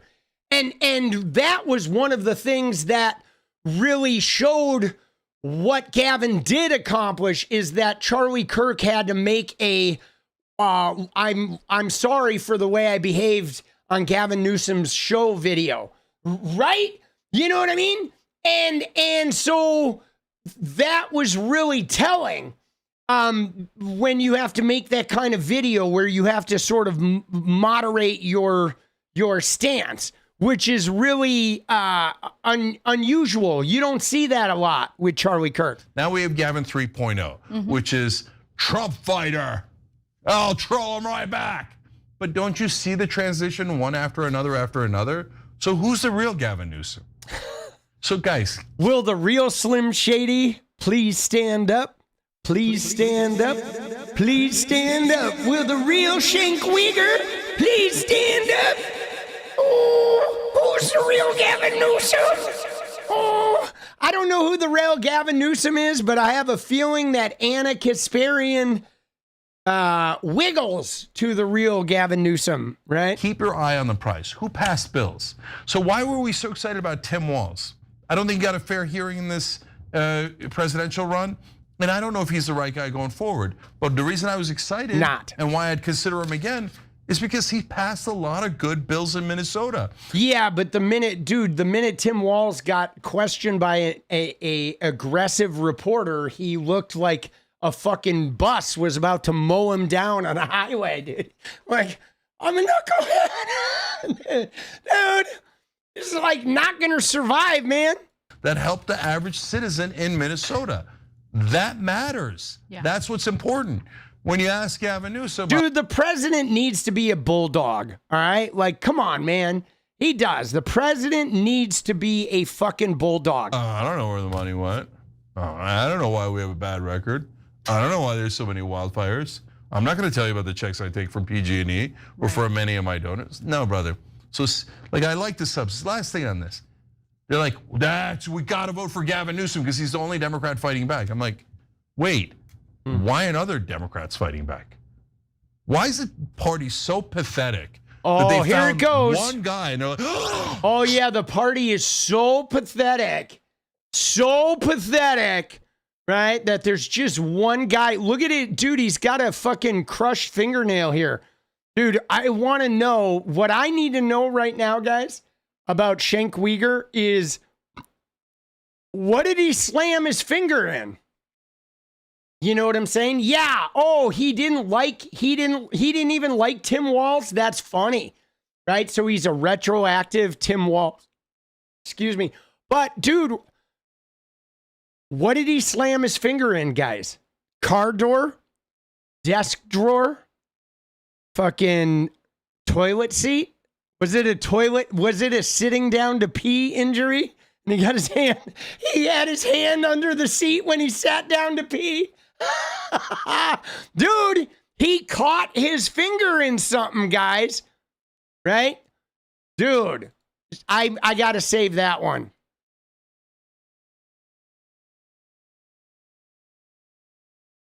Dude, what do you think dude, Tesla door? His wife's vagina. Dude, that's brutal. Dude, somebody said, ever see the movie Teeth? Dude, if something happened. Oh my God, dude, did he bite it? Yes, eating a burger. He bought it. Did it get caught in the glass casing around a union exhibit in the TYT employee break room? Right? Oh shit. Dude, something happened. Someone decided to fight the other side as if that's like some sort of big revelation. Shouldn't you all be fighting the other side? And by the way, of course there are others. Oh, shouldn't you all be fighting the other side? You mean like your little fucking 𝗙ance_𝗏𝗏 appearance at AmFest? Shouldn't they all be fighting the other side? Well, let me tell you this, 𝗙ance_𝗏𝗏. You ready? I'm going to make a personal challenge to you, 𝗙ance_𝗏𝗏. I believe that I want you to be demonstrating how we should be fighting the other side, because I never see you fighting the other side. I didn't see you fight Tucker Carlson. You didn't fight MTG. You didn't fight Charlie Kirk. You didn't fight Dr. Phil. I've seen you fight Sam Seder. I've seen you fight Francesca. I've seen you fight Emma Vigeland. I've seen you fight your nephew. I've seen you fight Karen Bass. Yes, we see you fight Gavin Newsom, but like, when have you ever fought the other side? Yes. Oh my God, Miss Ruthless. We've seen you fight a chair. Dude, he is so phony. Hannah fights them way more effectively and doesn't get a quarter of the credit. And that's because mainstream media loves corporate candidates like Gavin Newsom. No, it's because Ro Khanna is just not dynamic, man. I mean, Ro Khanna, I like what he says about policy, but that motherfucker is boring. He's boring. He's too like, I don't want to get my suit ruffled. Hi, I'm Ro Khanna. I am the very progressive guy from one of the wealthiest districts in the nation. And let me just tell you about how much I love Medicare for all and how astute I am as a progressive policy wonk that will never get anything accomplished because I'm just like not very exciting. I can't really put in any fight, you know? But man, 𝗙𝗙𝗍𝗶𝗹𝗀 loves me because I'll go on his show all the time. You know what I mean? You know what I'm saying? Like, dude, and again, there's nothing wrong with policy wonks, right? But I don't think that 𝗏𝗂𝗽𝗧 he's just not dynamic, man. I don't get excited when I hear 𝗏𝗂𝗽𝗧 speak. I am very supportive of 𝗏𝗂𝗽𝗧 and Thomas Massie bringing victims to the Capitol September 3rd. I'm down with that. And yeah, is somebody like upset that we're not critical of Gavin Newsom? We are. We're critical of him on trans rights. We've been critical of him when he was not particularly fighty. You know what I'm saying? But we're definitely not critical of Gavin Newsom. But at the end of the day, my thing is this. You ready, guys? I'm going to tell you right now. No politician's going to be perfect, man. Like single politicians, they can't solve the world's problems. We have to, guys. You know what I mean? Like really, right now, you ready? If we really wanted Medicare for all, we would all collectively start voting for politicians that were running on Medicare for all. But no, what happens in Michigan, they vote for 𝗙𝗪𝗔𝗠𝗆. In Mississippi, they vote for fucking right. And you know what I mean? Like, we just don't vote good, right? We keep voting left and then right and then left and then center and then right. And, oh, socialism's too scary. Oh, Luigi's bad, but the United Healthcare CEO killing 100,000 people. Oh, that's just capitalism better than socialism. Oh. And then we want to blame Gavin fucking Newsom for our problems. But like, goddamn, bro, we're just fucking dumb, I think. Americans are just dumb, mostly. Dude, yeah, man.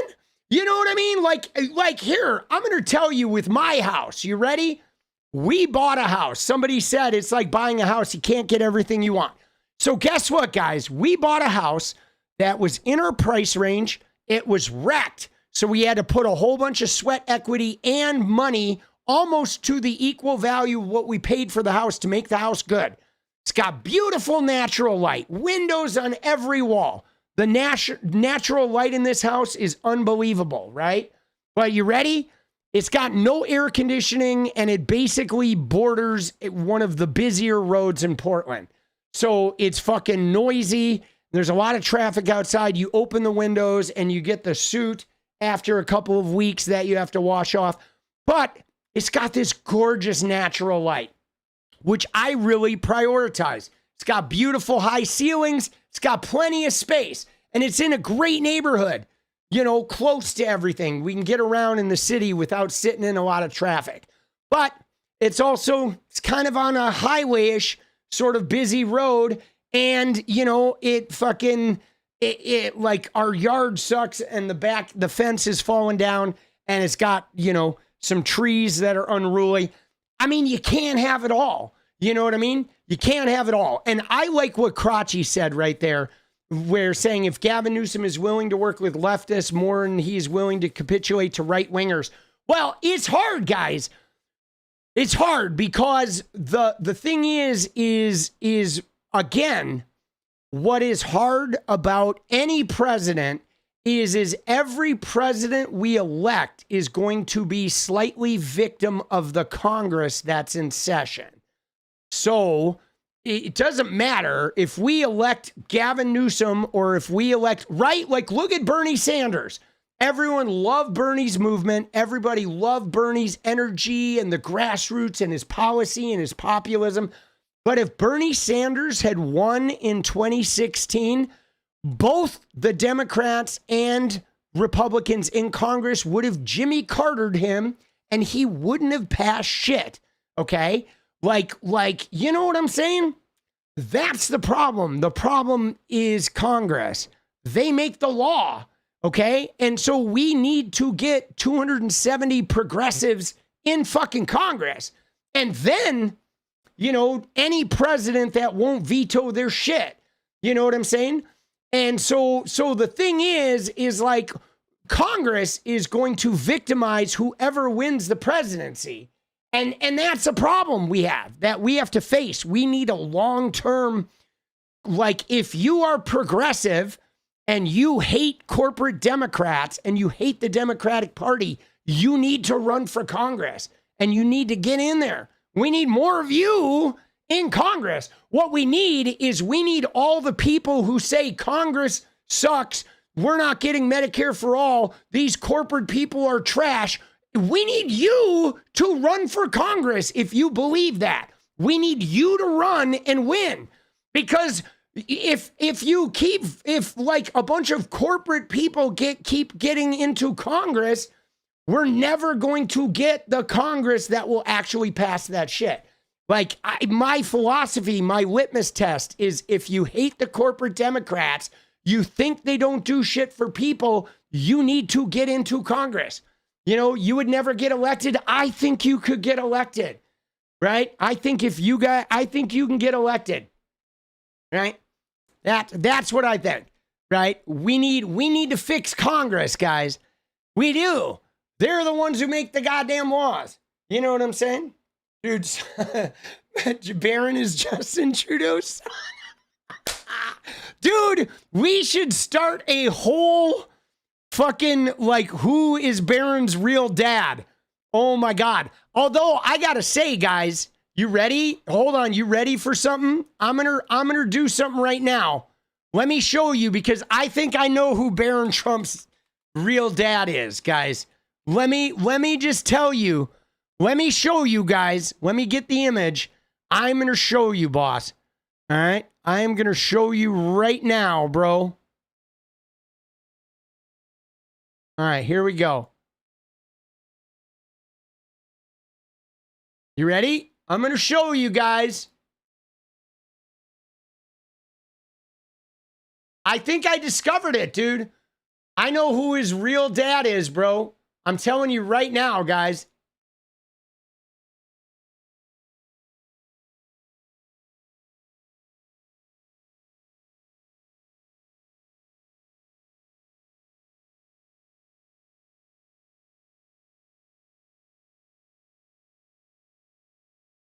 I found it.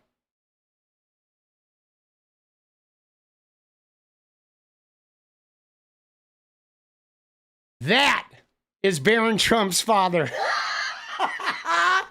I'm convinced, bro. I'm telling you. Look at him. That is Barron Trump's father, bro. I know it's a little hard to fathom, but this is Maga we're talking about. But tell me, dude. Tell me that's not his dad. Who's that? That's Donald Trump Jr., dude. His high school photo.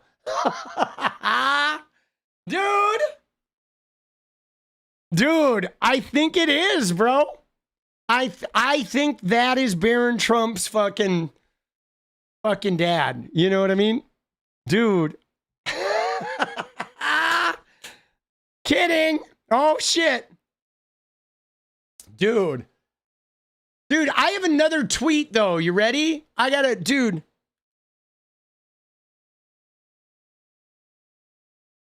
I have another tweet that I have prepared. Oops. We got to take that.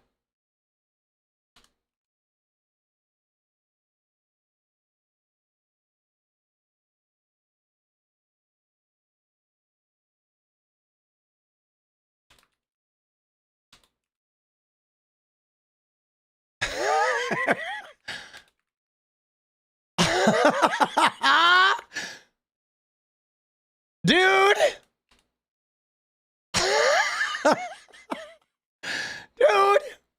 Dude.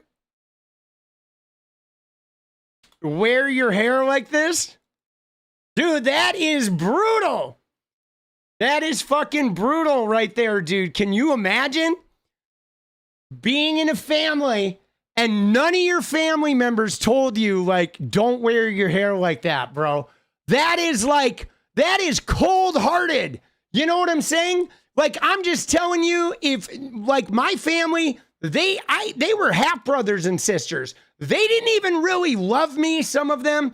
2 of them actually sexually abused me, and still all of them would have prevented me from ever going to school with fucking hair like that. Dude, I mean, it's just a minimum, dude. Right? You know what I'm saying? Like, nobody was looking out for this guy. Like, no one, dude. You know? I mean, what year did he graduate from high school, dude?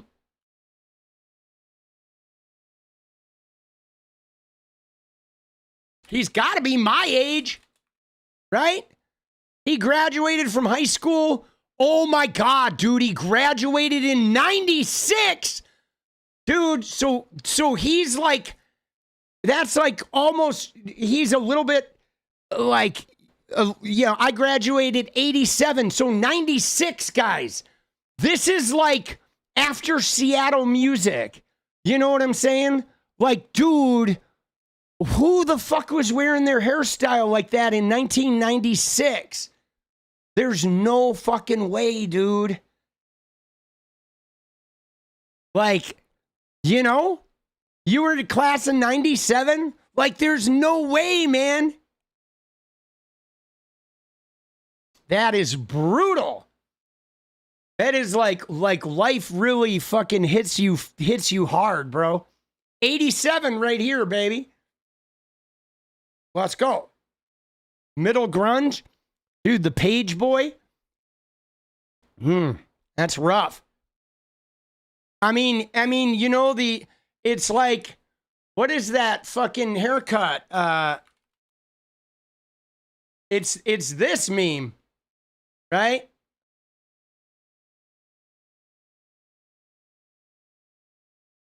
Dude, what's that meme, bro?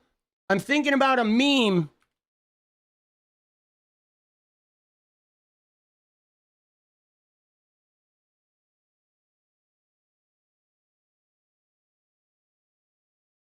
You know the meme I'm talking about? That is like a guy that looks like fucking medieval looking.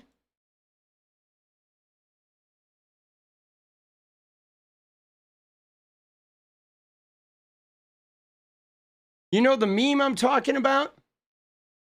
It's like a really famous meme with like a cartoon character, right?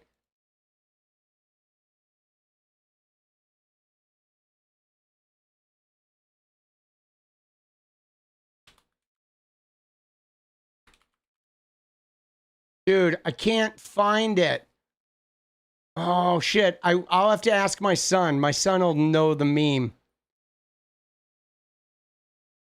There's a specific meme where it's like a cartoon character of a guy who looks like a page boy haircut. He looks kind of like a medieval knight in robes.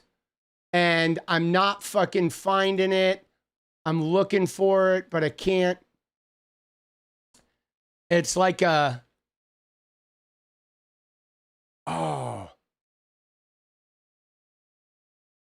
Yeah, is that what it is? It might be Lord Farquaad meme. Yes! Oh my God, that's it! That's it, dude. You nailed it. That's literally who he is, bro. There he is, dude. Oh, shit! That's him! That's the exact meme I was thinking. Dude, what's his name? Lord Farquaad. Right? Farquaad? Dude, that is like, dude, tell me that's not him, bro.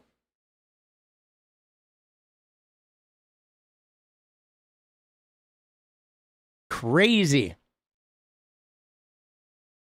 Holy shnikes, dude. Farquaad? So what is this meme from? Where is this from? Farquaad? I don't know where did this meme come from? Ivanhoe? Or what is this meme? I don't even oh, it's from Shrek? Dude, I've never seen Shrek. I have never seen Shrek. I have to go watch Shrek. I know it's hard to believe that I've never seen Shrek. I went through a period where I didn't consume any like regular fucking media, any mainstream media. I go through these phases where I go underground sometimes for like a half a decade. There was like a year once in LA during the 90s where I didn't wear shoes. For 1 year, I never wore shoes. I was barefoot. I went to clubs barefoot until I got thrown out. I shopped at the grocery store barefoot, and I would wait until the security guy came out because he got to know me and he would kick me out if he saw me. So when he went to patrol the parking lot, I would run in and get all my groceries. I lived for 1 year without ever wearing shoes. Dude, it was crazy. I'm telling you, you have not adventured until you go a summer in Los Angeles wearing no shoes, bare soles on that hot pavement. Like, bro, it's an adventure. I do shit like that. So I didn't that was in my 20s. You know, I mean, I was a drug addict, so I was kind of stupid, but I would, right? Dude, it's funny. I had a couple years where I didn't wear deodorant for like 8 years or 7 years or something. I never wore deodorant. I was just the smelly guy, right? Dude. Yeah, the ground is hot in LA, but you get used to it. After a summer of like dancing around on the pavement, eventually you build up a tolerance. Now my feet are kind of fucked up, bro. Right? You may be surprised to find out after living in LA for a year with no shoes and then being a waiter and a bartender for 15 years, my feet are like, they're gruff, to say the least. All right. Should have worn flip-flops. No, I was going no shoes, man. Huntington. All right, let's go, dude. You have tender feet. Yeah. You get crazy.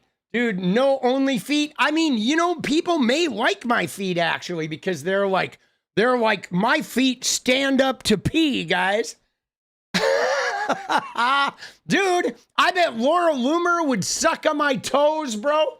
She would try to scrunch my toes inside of her. I'm telling you, they're so manly. All right, you ready? Dude, why? I mean, it was just the experience, I guess. And I was, like I said, social butterfly. I was a drug addict. And I don't really like shoes. I like bare feet. I mean, even with the shoes I wear mostly are Vans with no socks because I'm sort of a natural like feet. I like the contact with the ground, that sort of natural thing. Like I think, you know, when I think about like, I don't know, I like the natural thing of it. I sleep on my hardwood floors sometimes because I like that natural like feeling the earth, feeling the ground I'm on. And so there was a time when I was underemployed and I didn't have a job to go to and I was a drug addict.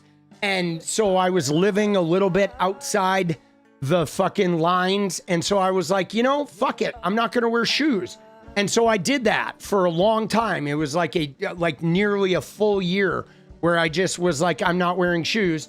And then it was an adventure. Like go to the rock club without shoes and you know what I mean? And then like pretty soon the bouncers get to know you. You can't be in here. Some would let me be in there. And like, then it just became a, can I exist in LA as a rock and roller without shoes? Can I do this? Right? And then it became this weird sort of like, what is it like when you don't wear shoes? Right? What are you, how can you fit into society? And then like my local coffee shop, they let me in and I would play shows at the local coffee shop with no shoes, right? And then some people were like, fuck you can't be a part of our world because you don't have shoes. So it was sort of like a social experiment, if you will, of like, you know, can I live outside of this society thing and what can I do and not do? But it was also, though I was underemployed, The band at the time was called Soul Driver. Dude, I'll have to upload some Soul Driver music. Because right now we're listening to Number 3 Breakdown was one of my bands. And we're also listening to the music we hear on here is Number 3 Breakdown, my other band Full Blown Red, and then an early incarnation of the Wanteds. But Soul Driver was my band from the 90s that was like mid 90s. And that's when I was living like that. When, you know, my girlfriend had a job. She was a waitress at the Olive Garden. And I didn't have a job, but I was like hustled things with a little movement of controlled substances. And I cut deals. I cut various deals and did various odd jobs in order to make money to supplement her income. But mostly I did drugs and played guitar, right? And it was a couple of years that I lived like that. And then what ended up happening is our relationship was like got a little unhealthy. And so then I broke up with her, even though she was like the primary income, but I broke up because it was pretty unhealthy for both of us. And we were kind of stagnant.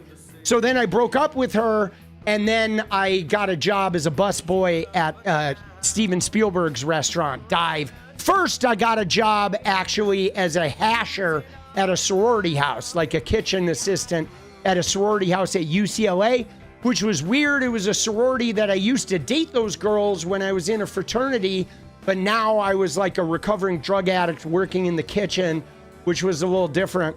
And then I got this busboy job. But then she prospered once we broke up too. She moved to San Francisco and like got into the art scene up there. Like it was really good for her too, for us to like not be doing what we were doing. We sort of like helped springboard each other in a way, you know, which I mean happens. Did I ever meet Spielberg? I did not meet him, but he was there.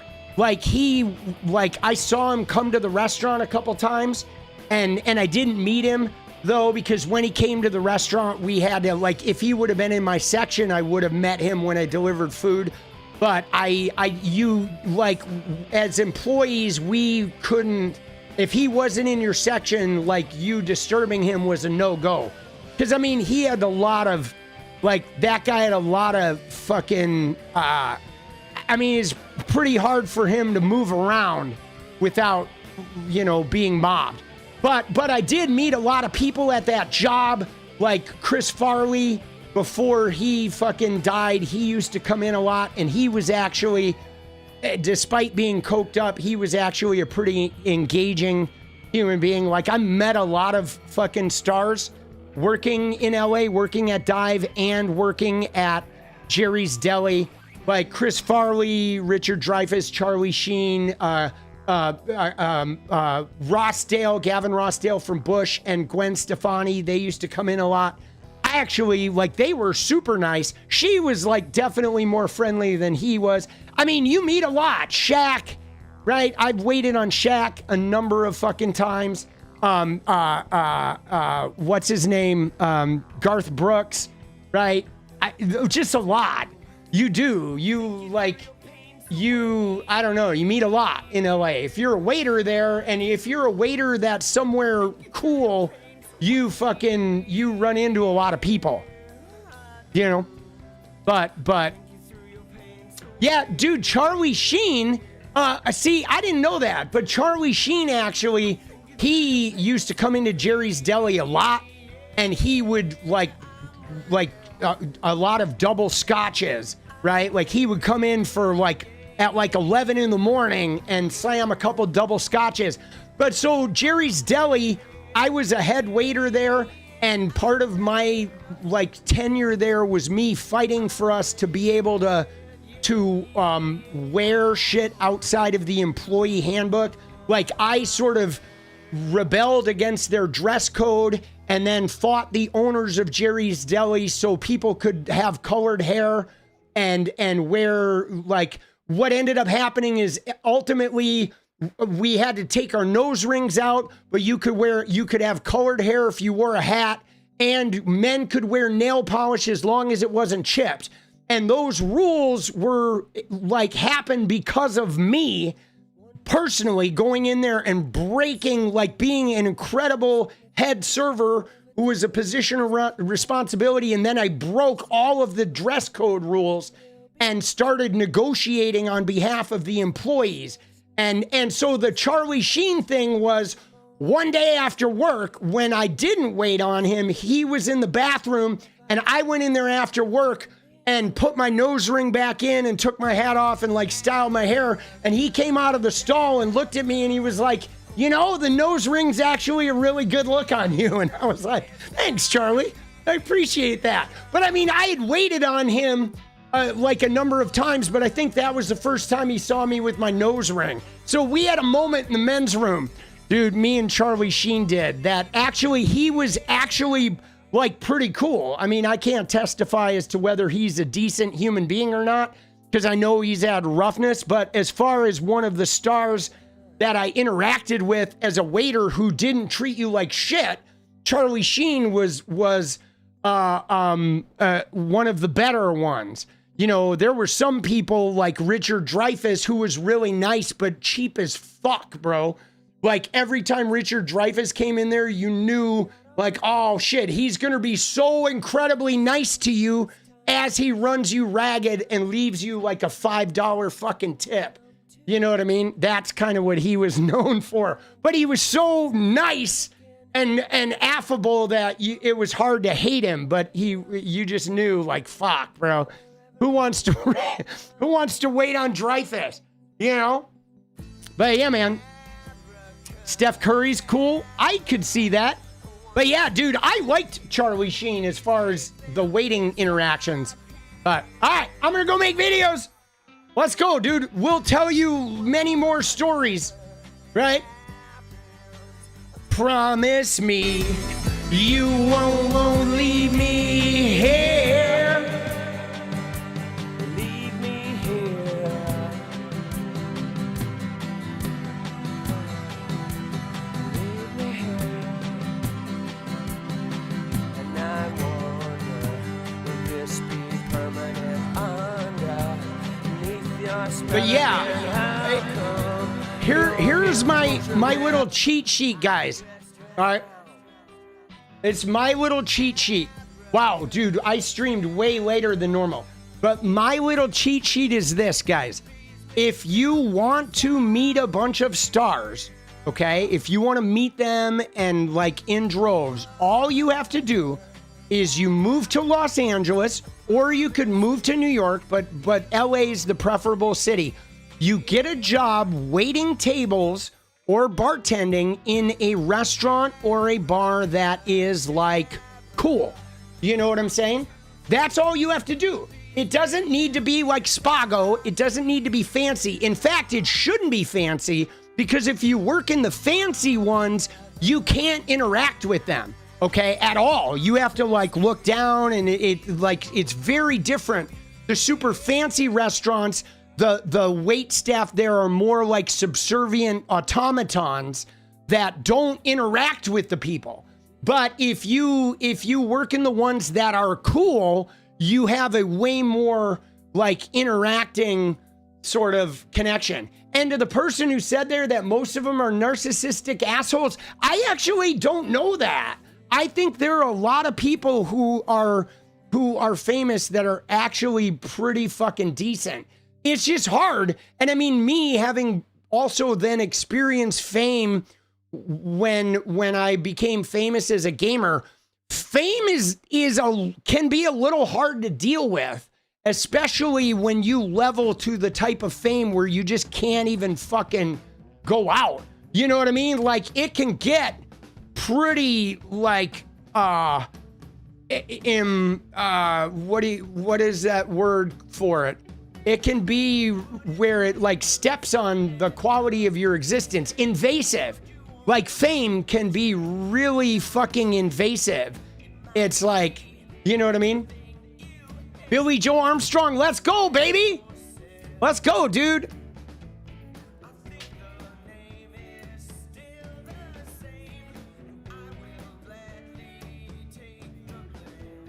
Let's go. All right, you ready? I'm gonna go. I'm gonna leave you guys now. I love you guys. I can't remember myself. I'll see you guys tomorrow. Please drop a like on your way out. Thank you to everybody. I know we didn't hit goal, but we'll do a little dance on the way out. Tell me who could be what once eluded me.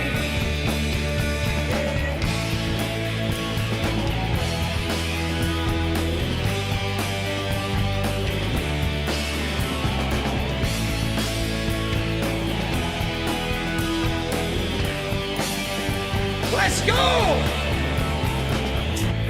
I'm tripping, I'm tripping. I'm tripping, I'm tripping, I'm tripping.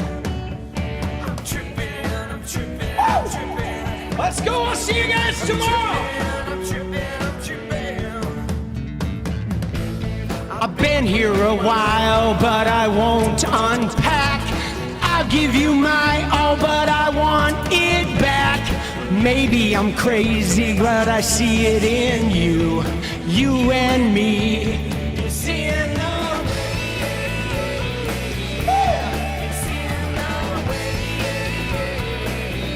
Let's go, baby!